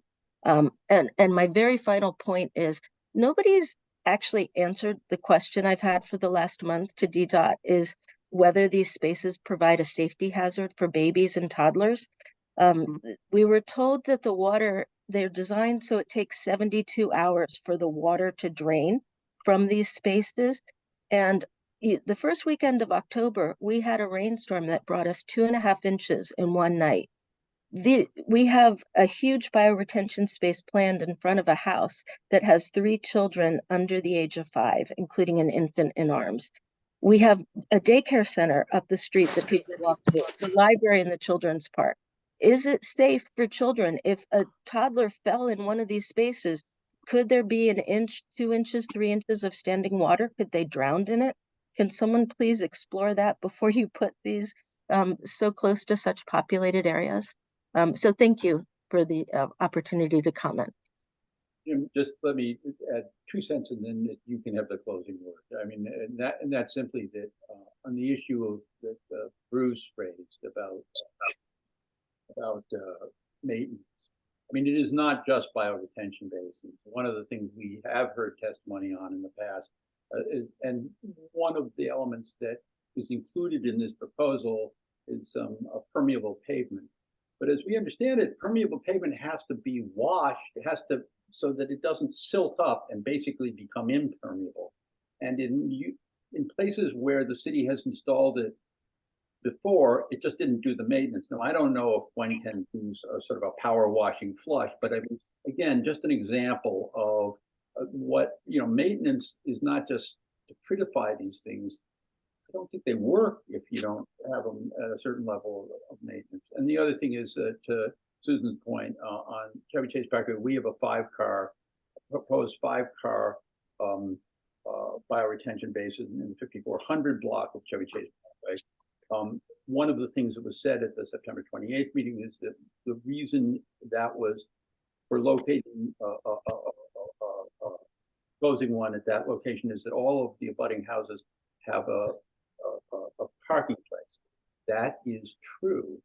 What is missed in that is that there are 2 very large apartment buildings just a half a block away, the Kenmore and 5330.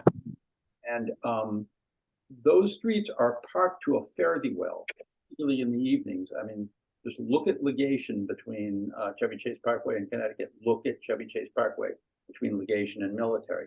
Every spot is taken. 5 is going to be 5 taken away from that for a bioretention basin is going to be a big deal. Jim, and then we got to wrap up.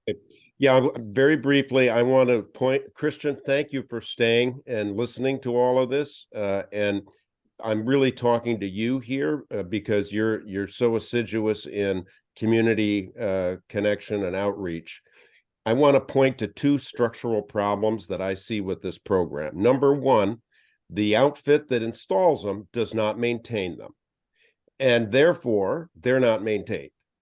But number two, the program that Commissioner Sherman outlined involves and requires residents to do the work. Well, you heard that the residents are not on board with this program.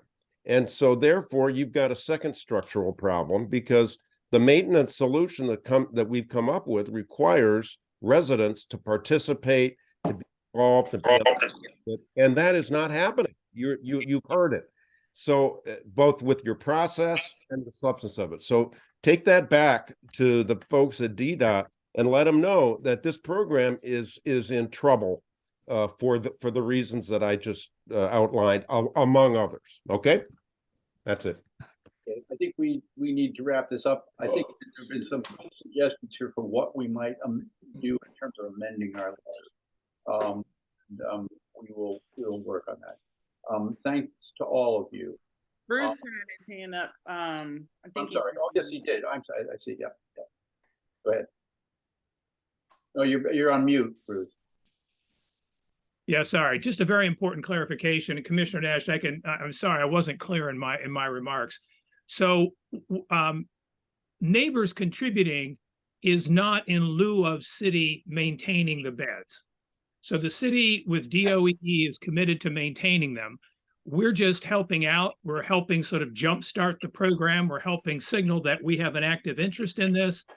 And I will say that a number of my neighbors have actually already de facto adopted beds in front of their homes. Over the years, they've actually cleaned them up and put new plants in. This is going to, and we'll see how it goes. It's a pilot program. So knock on wood, hopefully it goes well. But we'll see how we can take affirmative action to clean up these beds, maintain them going forward. And with neighbors contributing, there's actually a great sense of community that's coming out of this. My folks that are involved in this are actually quite excited about it. But just to be clear, we're not taking over maintenance from the city. That's not happening. The city is going to still be responsible for them. I think with that, we'll wrap. Lisa, you want to take it back? Yep. Thank you. That was a great conversation. Thanks for everybody for chiming in on that. So we'll move on with the next item in our agenda, which is presentation from Commissioner Ferguson on the electric vehicle curbside charging station program. Yes, thank you. I'm going to be introducing this presentation. I'll give a little background. This was a ANC citizen-driven initiative. I think I've got on the call. But this is about electrical vehicle charging in Chevy Chase, and there's a DDOT program which makes it possible to bring a public electric vehicle charging station to our community, because we do have private electric vehicle charging, and we've got a lot of residents who care about the climate, the environment, and it'd be nice if we could have a public space for this vehicle that's good for the environment. And so with a resident, we've been looking at potential vendors who could potentially explore with our residents, interest in this DDOT program. And we found a local company. The founder is a native Washingtonian. You might know her from the Chevy Chase Community Association sustainability webinar. And so I'm going to hand it over. It's the Ditech Corp, and we've got Jason Turner and Cheryl Pounds. Thank you for hanging with us. It's after our meetings usually wrap if we were in person, but thanks for staying with us, and I'll hand it over. Thank you very much. Thank you very much, Zach, and ANC and commissioners. Cheryl and myself really appreciate the time to talk to you guys. It's been a very interesting conversation just listening to the whole meeting, and both Cheryl and I have a lot of experience with these types of meetings in the past. I am Jason Turner, and I am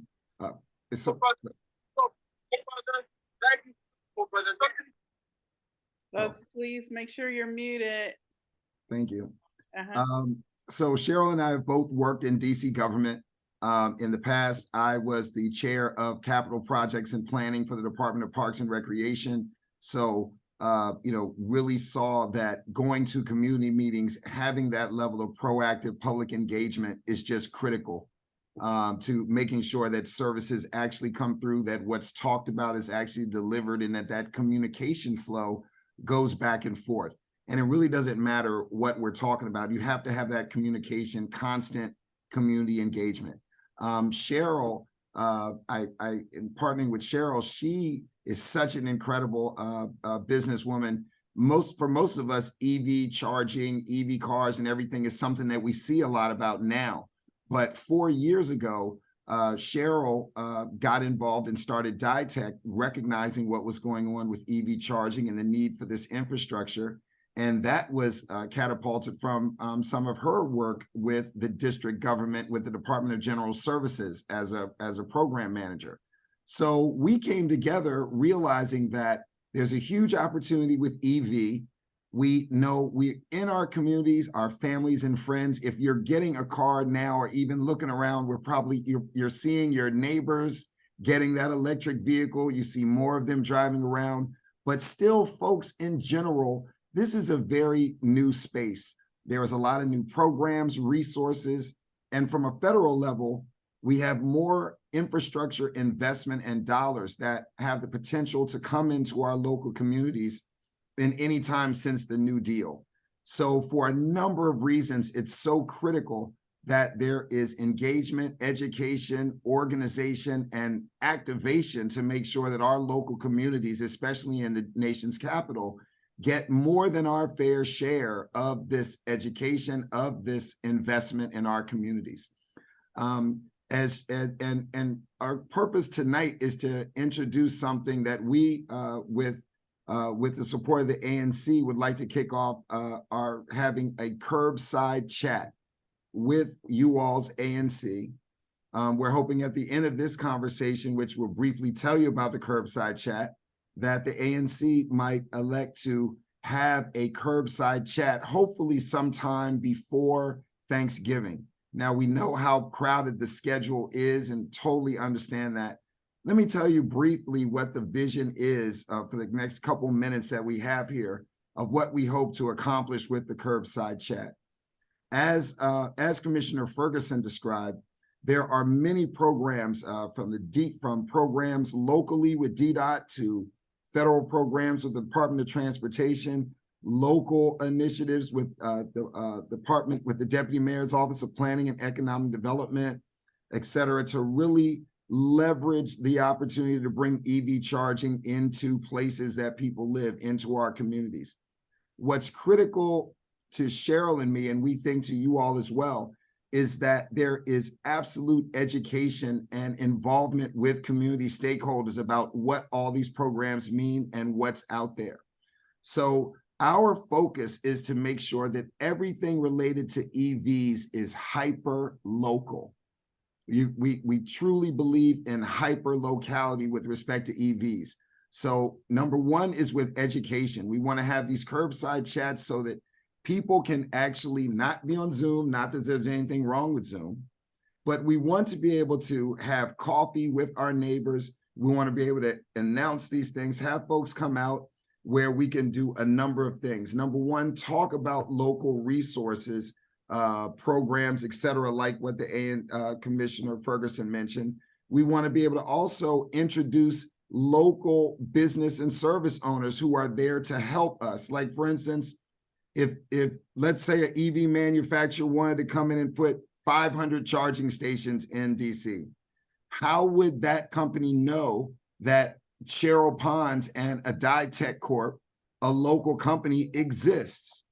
If they wanted to come put those charging stations in, how would these firms know who to talk to about hiring our local residents or our kids to be interns during, for this green jobs and infrastructure? So all of these things are absolutely critical. Cheryl and I want to have these curbside, our plan over the next 10 months is to host these curbside chats in all 8 wards across the district.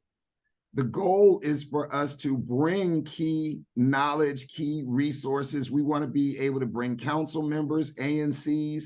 We want to be able to we will bring the actual businesses like It's Electric Curbside Charging. We want to bring the subject matter experts into the neighborhood to be available and accountable to meet with stakeholders and constituents.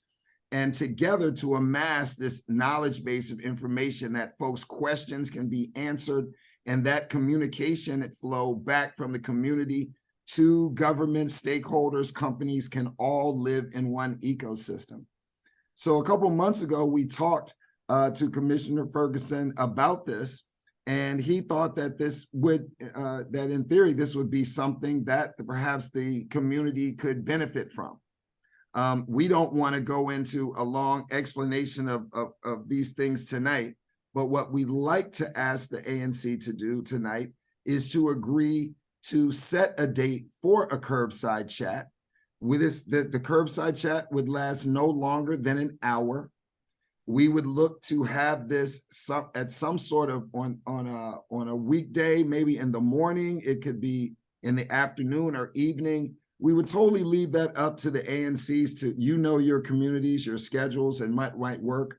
But with that notice, we will bring the thought leaders, the business owners, the city leaders, the manufacturers. We want to bring those resources into the community and have one-to-one interaction and understanding of how to make these things go in our communities. And Cheryl, if you do you have anything to add before we turn it over to any questions that folks might have? No, I was just watching it. I was just reading the chat. Hello, everyone. My name is Cheryl Pons. I am your, I used to call myself your enlightened electric vehicle adoption expert and clean tech entrepreneur. As you heard, Jason and I have partnered to create EV Near Me. We're looking forward to hosting a curbside chat, but I've been checking out the chat box, and a few things have come up about the transformers to hook up residents who want EV in Ward 3 and 4. So just to, I just want to interject. If you're talking about public charging, on curbside, you're absolutely right. However, if you have the power in your home, if you have the capacity in your home, you can get a charging station in your home without Pepco having to install a transformer on your block. So I just wanted to clarify that for you so that no one would get confused. So we're looking forward to it.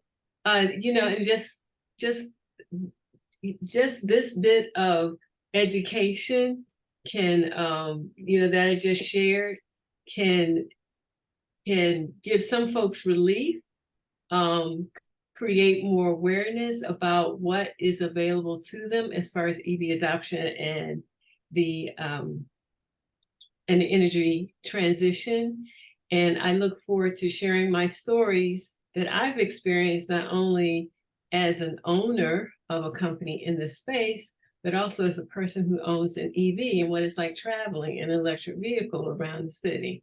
So I've cultivated firsthand knowledge on a number of fronts.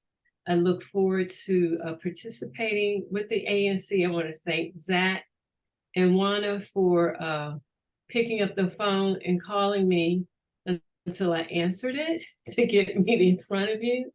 And I really appreciate Jason, coming on board, working with me, because based on, you're not the only ANC that has reached out, but because of who DITEC is in the Washington area, you thought it appropriate to reach out to us to help you navigate getting through this part of the energy transition. So I really appreciate it. Thank you.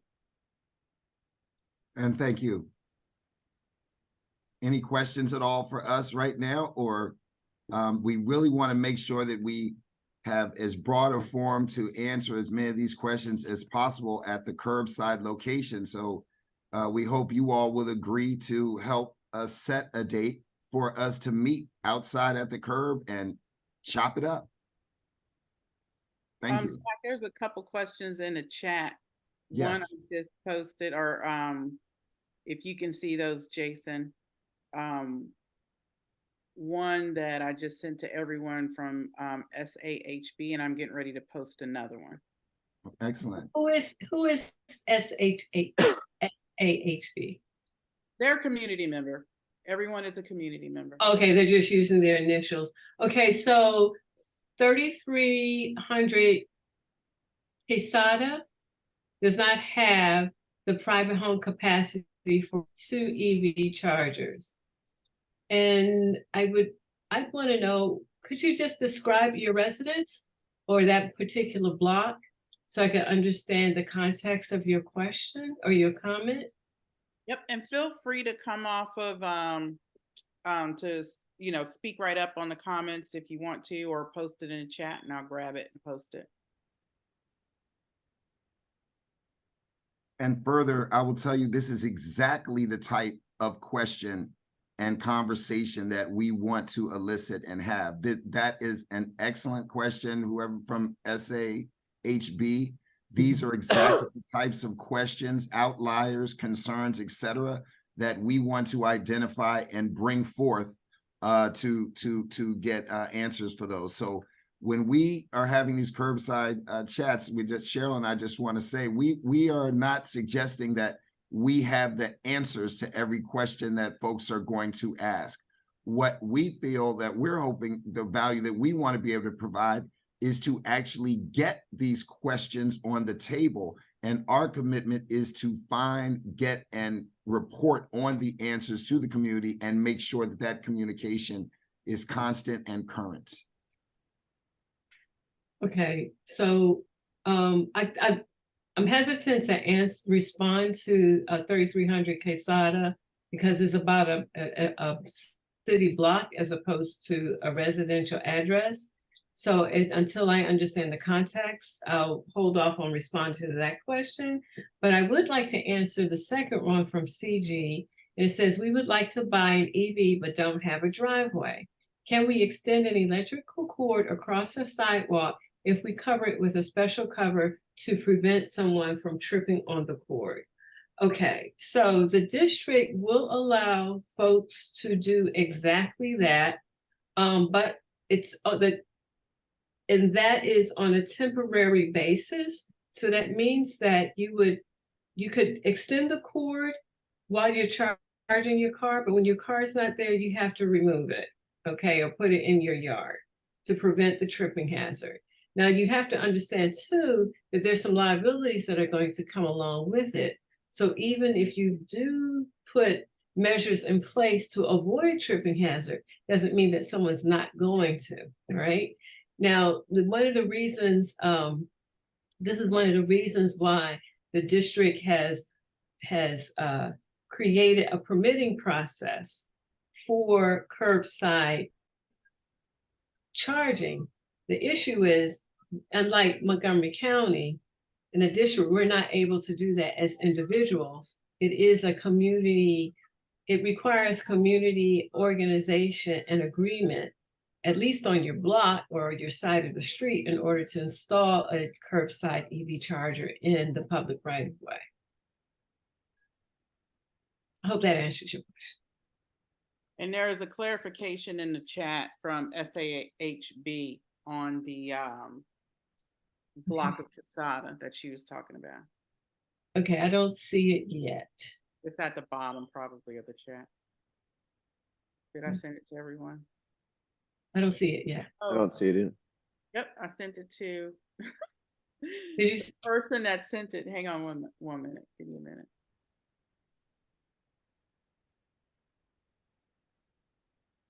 There you go.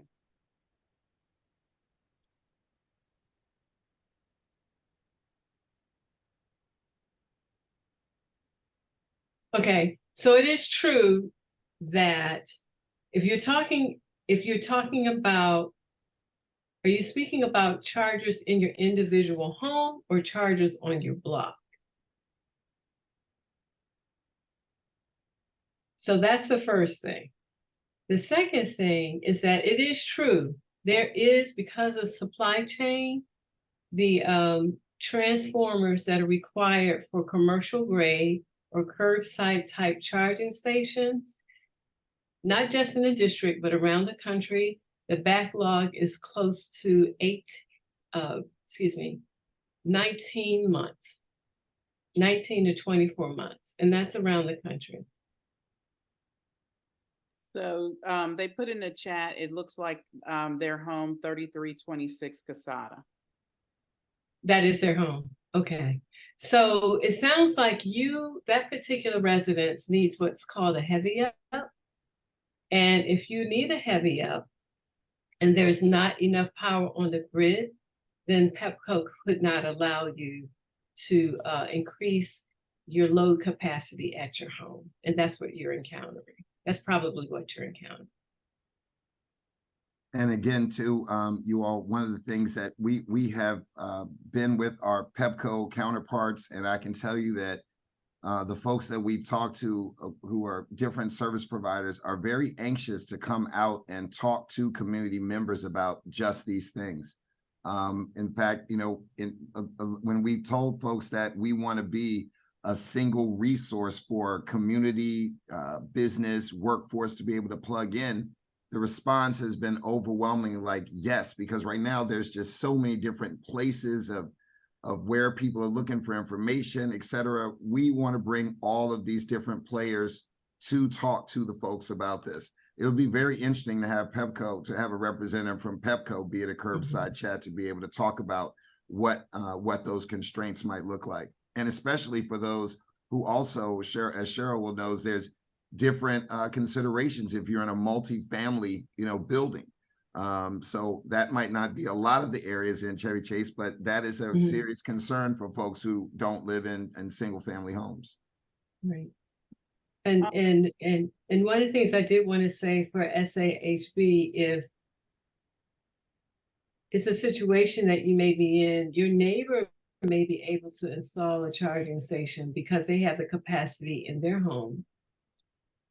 Like, for example, in my business, we run into quite a few homes that only have like 65 amps or 100 amps of power coming into the main circuit breaker.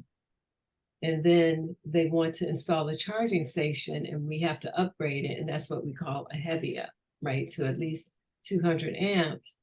And if you're on a block that's at capacity and you want to increase your capacity, it may require a new transformer on your block, but that might not be the case for everyone, everyone or every family or every home in Chevy Chase. Everyone's going to be different. That's one of the reasons why we do what we do. We go into people's homes and we work with the homeowners very closely in our consults to help them make determination on what's right as far as installing their EV charging station.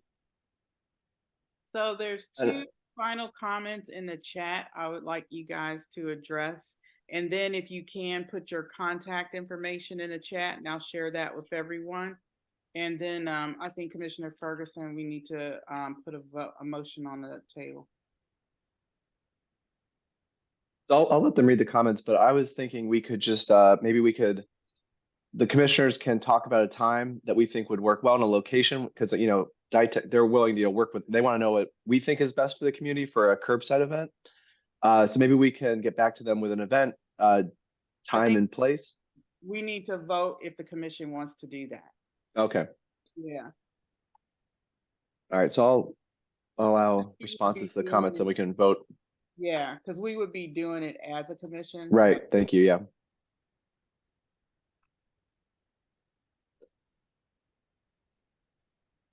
And let me see. So I'll spell out my motion. My motion is to have the ANC 34G co-sponsored event, a curbside chat on the EV issue at a location and place within the ANC to be determined. That's my motion. Okay. Is there a second? Okay. Commissioners, do you have any discussion on the co-sponsored event? Zach, I really support the event and I will help you as much as possible to get it together. I'm hoping Jason and Cheryl can do the heavy lifting if we're trying to do it before the holidays, but I know this has come up with the ANC before there are some great questions in here from our community members. So I think this is going to go a really decent way in the community. And I drive, we all drive in the area, and I see those extension cords a lot. This is probably a long overdue discussion. They're probably not the cutest things in the neighborhood. No. Commissioners, any discussion on this? Community members, any discussion on the co-sponsored event motion? Okay, all those in favor, raise your hand. Okay, that's unanimous. Thank you, commissioners. And Jason and Cheryl, if you don't forget, please drop your contact information in that chat. Okay. Yes, Great, thank you. very much. Okay, and Cheryl, do you want to respond to the final two questions? I see the one from SAHB. Yeah. Oh, yes. Yes, the transformer, if your block is at capacity, and I don't want to get too technical on this. I'm trying to, because I don't want to get too technical. But basically, if your block has a transformer, right? And if you're at 100% already, if your block is at 100% on its transformer as far as the capacity of the service, and then there's an individual household that wants to take it to 105 or 110 because they want to install an EV charging station, then yes, Pepco will have to get a new transformer before you can get a heavy up to install your charging station. And that's what I believe that particular homeowner is facing. Okay, it is on Pepco's side first, and then you do to increase the capacity for the block, and then the homeowner must do what they need to do individually to increase the capacity in their home. And that's what I believe that particular homeowner is running up against. Okay, so now the last question is, how do all EV all the time proponents respond to concerns that developed nations are recolonizing underdeveloped nations where worker protections, child labor laws, environmental regulations are not in place to protect human health and the environment in those countries? Okay, so I'm not an all EV all the time individual, so I can't answer for that group of folks, okay? But I will say that what I've learned here recently is that EV adoption is probably, as much as we can, is probably ideal for large metropolitan cities, because that's where we have the hugest opportunity to make a difference, probably aside from chemical plants and refineries, the hugest opportunity to make a difference in air quality, around the country, okay? About 23% of the smog and the carbon emissions that we experience in the US usually comes from automobiles. And those automobiles are heavily concentrated in large metropolitan areas like Washington, DC.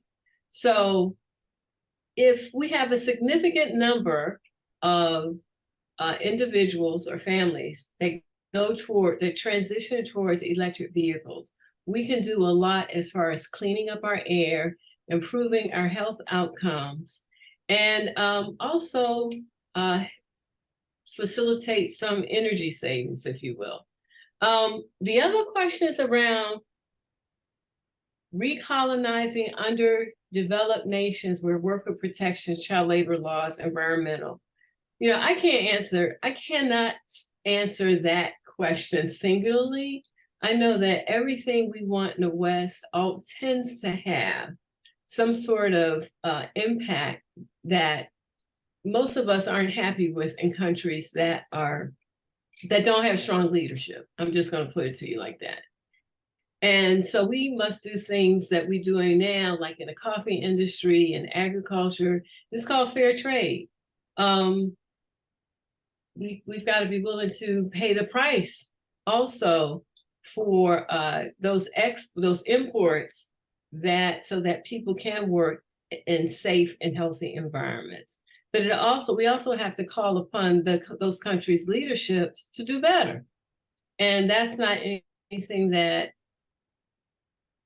my small business can control. So I think that's the best answer I can give you.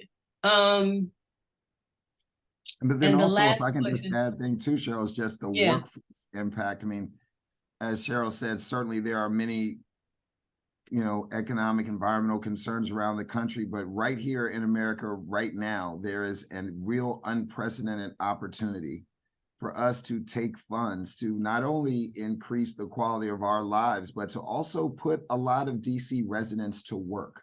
And that is something that Cheryl and I both feel very strongly about, especially as it relates to hyper local economic engagement. It's in Washington, DC, we have so many talented people here. We have so many smart business owners and great businesses.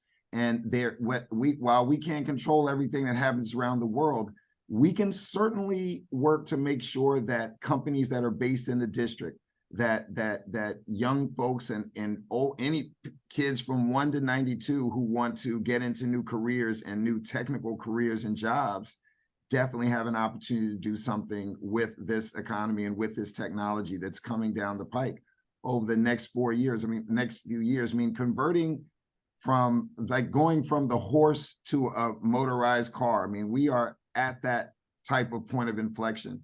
And there's tremendous opportunity for DC residents to not just DC residents, but for everyone to benefit. But we believe that everything has to be hyper local. We're about how can our communities be impacted? How can our people be working? How can our lives be better? Okay, that's a good point to wrap on. And I 100% agree. Thank you all so much for that presentation. And Zach, thank you for putting that together. That was tremendous. And I'm looking forward to the curbside chat. Thank you all. Thank you. Thank you. Thank you. Good night. Yep. So next, Commissioner Sherman, Rock Creek Golf Club rehabilitation program. Yeah, this is very quick. I would just propose that I draft for commissioners' review tomorrow morning a letter that would go to the National Park Service asking to extend the comment period. Okay. I don't have a problem with that. Commissioners, y'all have any issue with that? I think that's fair. Okay, great. Thanks for catching that. Sure. And then Commissioner Ferguson, back to you on the Soofa sign grant presentation that we had. So for community members, the last meeting we had a presentation on the Soofa sign from our Chevy Chase Main Street. And Zach can go over that, but just typically how we do grants, we can't vote. We can't have the presentation and the vote at the same meeting. They're always split to give community and commissioners time to think about it. So Zach, do you want to start us off on that and get us to a vote? Yeah. So this was from, I think, our September 11th meeting. We had Chevy Chase Main Street present their grant application. This is for Soofa signs. That would be a community engagement sign and multi-purpose thing that would provide information, buses, other things on this digital display. So we've had over 4 weeks to think about it, talk about it. There's a $2,000 application, which is the maximum under our guidelines. I'm the treasurer, so I'm happy to answer questions about our funds. But we've been encouraging residents and groups to apply for grant funding because we haven't given out grants in a while. We have a lot of significant balance of money. So I'll open up to commissioner and community questions, but my motion will be to approve the $2,000 grant application for Chevy Chase Main Street. Is there a second? Second. Okay. Discussion, Commissioner Lynch. Working out all the buttons. Zach, thank you very much for doing this. And I'm a big proponent of increasing public signage on Connecticut Avenue. There was a resident on the last presentation meeting that I thought raised a really good point. District bridges may not be around forever.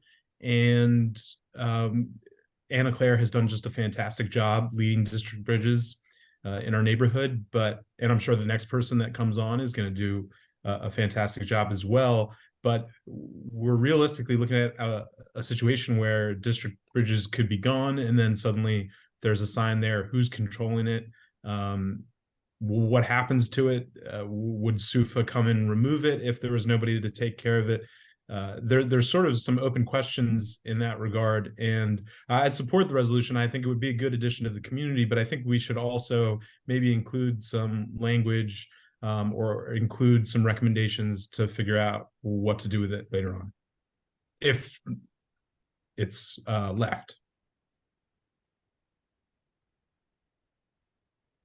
So my understanding is not really a resolution. It's, we're approving an application. Oh, I'm sorry. Okay. There's Same no issue though. I wonder how you think we, or all of us, how we should approach this or deal with this, because I think it's a real possibility. I can't recall from September, our meeting, what the response was on that concern. I'd have to look at the video. What was the concern again? So it's a digital sign, and District Bridges and Anna Claire will maintain it currently, and I'm sure they're going to do a fantastic job. But if funding for District Bridges went and Anna Claire or whoever comes in to fill the role on Chevy Chase Main Street didn't follow up, you would have this enormous digital sign that who was controlling it or updating it would be unclear. And my hope was that we have some more clear answers on that, which I'm not sure. Anna Claire offered to answer any questions for the last 6 weeks. She's been very open to, she emailed all of us commissioners saying, if you have any questions, please reach out, let me know, and I can answer them best to her ability. Yeah, and I support the signage, and I think she's going to do a fantastic job. I'm just saying that I think maybe we should encourage District Bridges to think about how they're going to handle that and get maybe more a solidified plan on top of the money that we donate. Any other commissioner comments? Okay, community comments.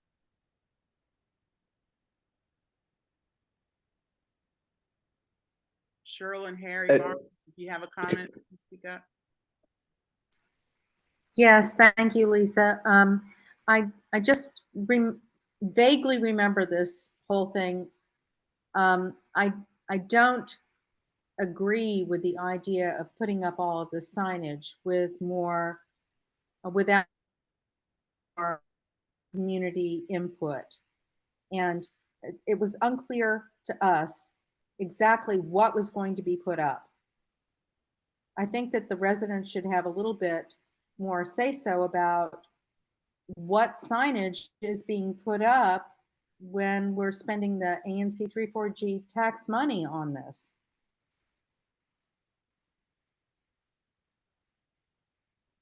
Okay, thank you.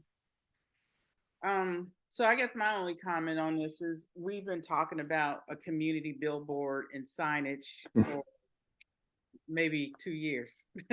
So we've been talking about this for a very long time.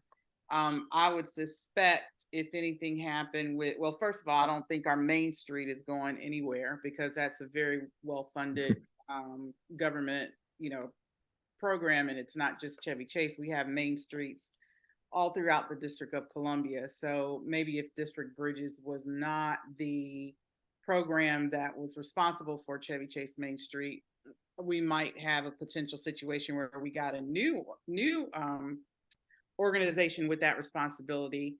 But I think that we could probably, Zach, include something in our discussions with Chevy Chase Main Street on that aspect. If something was to happen with their program, how would that be handled? Would it be transferred over, or if that sign would be taken down? But I don't, none of that really gives me kind of pause, in terms of my particular vote, which would be in favor of approving it. So what does the sign say? they are going to design that material. We'll have some input into the ANC content, but it's all community information. It's pretty much all community information. I believe Anna Claire said too that they would be open to including local businesses and updates from community members, like the Chevy Chase Art Walk, if they wanted to make announcements, things like that would sort of, there'd be a steady stream on the digital billboard. Yeah. Billboard's not a great word for it. Sign. Right. All community stuff. Okay, Commissioner Sherman. Just very quickly, with regard to what might go wrong with this, if something goes wrong, we take it up when it goes wrong. I mean, if it doesn't work, we look at it and say, okay, it's not working the way we'd like it to, and we try to fix it. Sounds to me like it's a positive experiment and a good initiative, and give it a try. Any other commissioner comments? Okay, all those in favor, raise your hand. All those opposed? Okay, motion carries 5-1-0.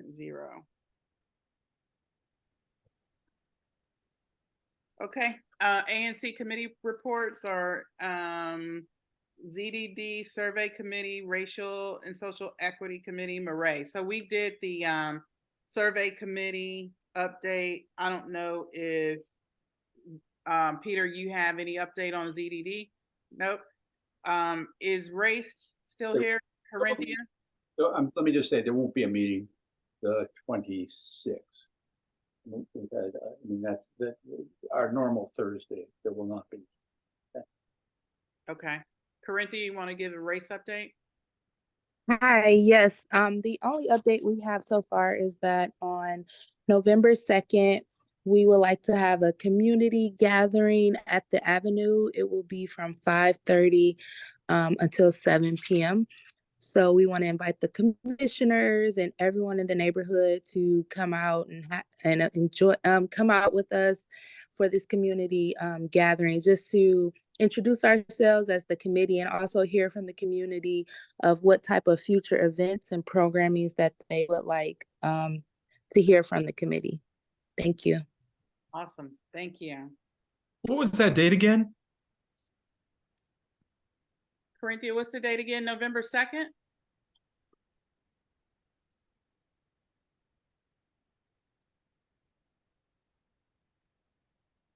Corinthia, you still there? Wait a minute. She put it in a chat. Hang on, I can get it for you. November 2nd. Thank you. 5:30 to 7 at the Avenue. Great. Okay. And is anyone here for Murray Project Task Force? Okay. Commission business?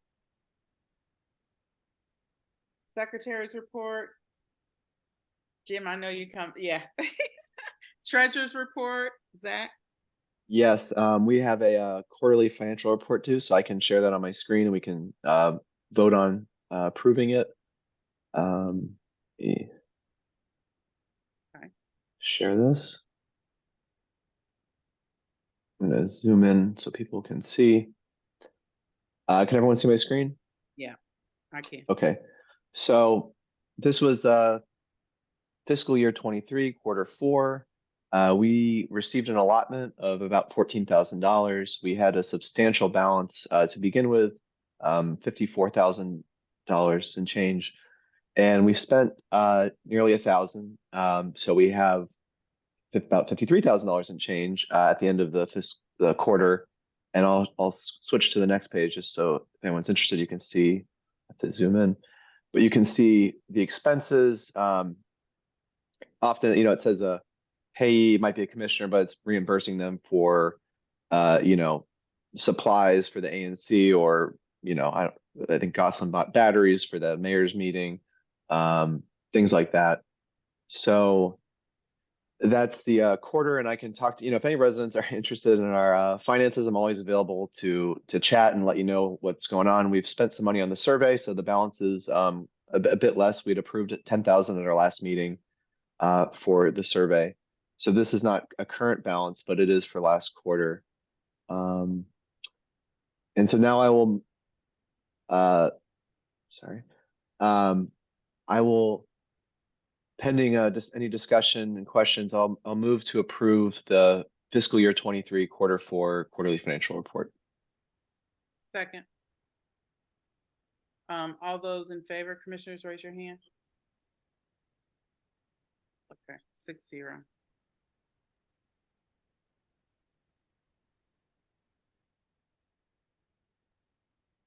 And Zach, do we have the budget for FY24 budget for approval? Or you want to do that the next meeting? You're on mute. Do that the next meeting. Okay. And Zach, I just had a quick question for you. Are we near the $10,000 for the mailers? Do you know how much we have out of that balance? I'd estimate we're around 7,000 is where I'd put it. Okay. Yeah. I'll send the commission memos up. I got Gosselin's reimbursement for stickers today, so I can add that in the mailers and send the commission updated accounting. Okay, because we are going to have to, Peter, do you want to talk about the mailing costs? Were we reimbursed for the original mailing costs? And we need to repurchase mail again? How is that working? I think first of all, just so people understand, we have not spent $7,000 on mailers. This is that Survey Monkey, the subscription for the service that is providing it's all cost, printing, postage, yeah. My understanding of what we're doing is we're just changing out the cards under the same postage that we paid originally. In other words, they've never received anything to mail for the $1,100 that we paid them to, and that's already been. I have already submitted for that to Zach, so that's in the amount he's talking. I just wanted to be sure, so we didn't have to refund that with the new mailers. We still have that. From the point of view of the Postal Service, they've never been formally presented with the first mailers. Their mailing requirements, people have looked at it and say, hey, you need to change this or that. I don't think I think we still have a live account, a live balance with them that will pay for this postage. Got it. And the new cards come, besides now being correct size, they come way in under the weight limits and so on and so forth. So it's all, I think this is all doable. Okay, that's fine. So sorry, it's closer to 8,000 we've spent to date. And we're saying we have another USPS expense, postage. No, he's saying that was a discussion, Zach, and I think that we've paid that. I have submitted for reimbursement, and you have reimbursed me. So that is in looking. I don't see another big expense related to this. That's good, Peter. We can move on. That's fine. I was just not sure if we had to redo something or not. So for next November 13th, possible agenda items, continue this discussion on our RFP. If there's any updates from DMPED or that we receive, we need to go over so we'll put the FY24 budget on there. The annual ANC report is due November 1. So commissioners, you can go on the website, take a look at the old ANC report. I'm going to try to stick to that format. If you have things that you've done in your single member districts and you want to roll it up, please send me whatever you want. That'll be great. Because that's mandatory that we have to provide that report, and it'll be great if we can all add what we've done in our individual districts to the report. We'll continue with another ANC survey update, and then we'll potentially have Murray Commissioner Lynch, Nash, then Sherman. Sure. I was thinking maybe we could tackle the Intelsat proposal from Fruman, and then also potentially the Washington Teachers Union contract. And if Lafayette's the parent group is speaking at the same time, that might be a nice joint. Yeah, will potentially be. I'm gonna put them on there. I don't have a date, but I will put that in Washington Teachers Union contract. Who's taking lead on those two resolutions? I could. Okay. All right. Commissioner Nash. Yeah, I'd like to begin at least talking about the transportation committee that come up. Yeah, so we put that on the agenda. At least, you know, we might start talking about it. But Ron Khan is going to be so happy. I know. But I am too. I believe it or not, I guess I'm a transportation nerd. I just love that stuff. Yeah, I think that'll be very helpful for the entire ANC. Thank you so much. Commissioner Sherman. Yeah, just to follow up on Lafayette, I've mentioned to many of you, I have a very large number of young families with kids that have moved into my district just in the last year.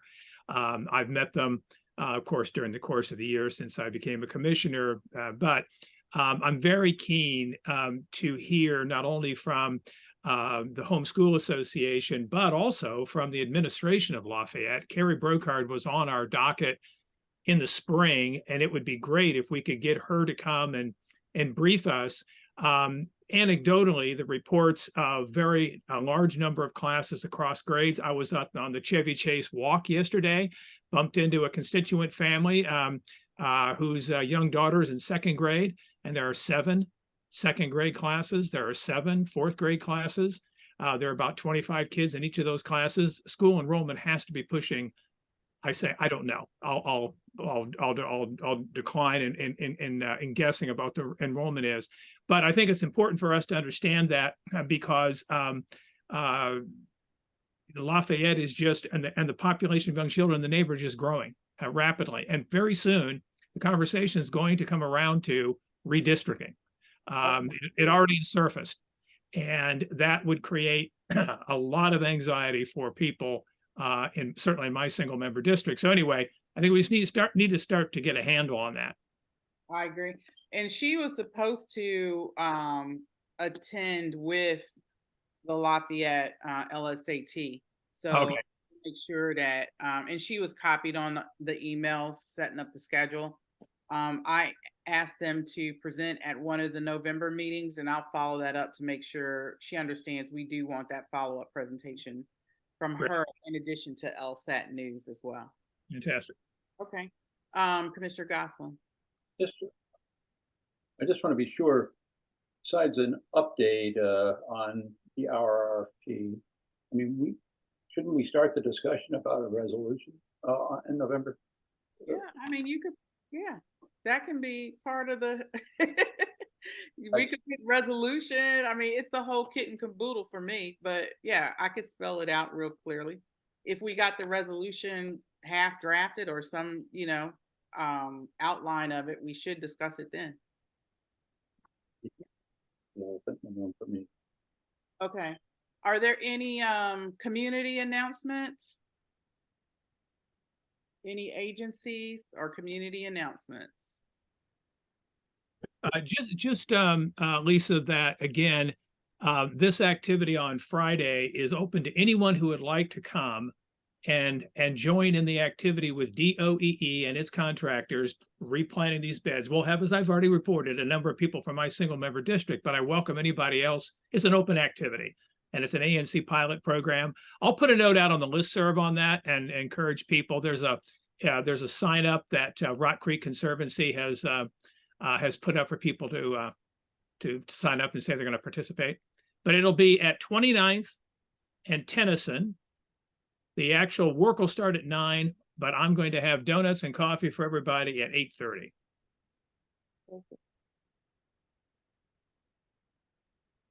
Okay. Hand is raised from Elias Benda. Hi, everyone. My name is Elias Benda. I'm the legislative assistant for Councilmember Fruman. I'm the new ANC 34G contact. So thanks for a great meeting. The only thing I'll flag today, and I already put it in the chat, Commissioner Gore put it in the chat, is we will be at Bread and Chocolate this Wednesday, the 25th, from 8 a.m. to 5 p.m. We have a number of different district agencies coming to join us, and the council member will be available from 8 a.m. to 10 a.m. for coffee with the council members. So we would love to see you there.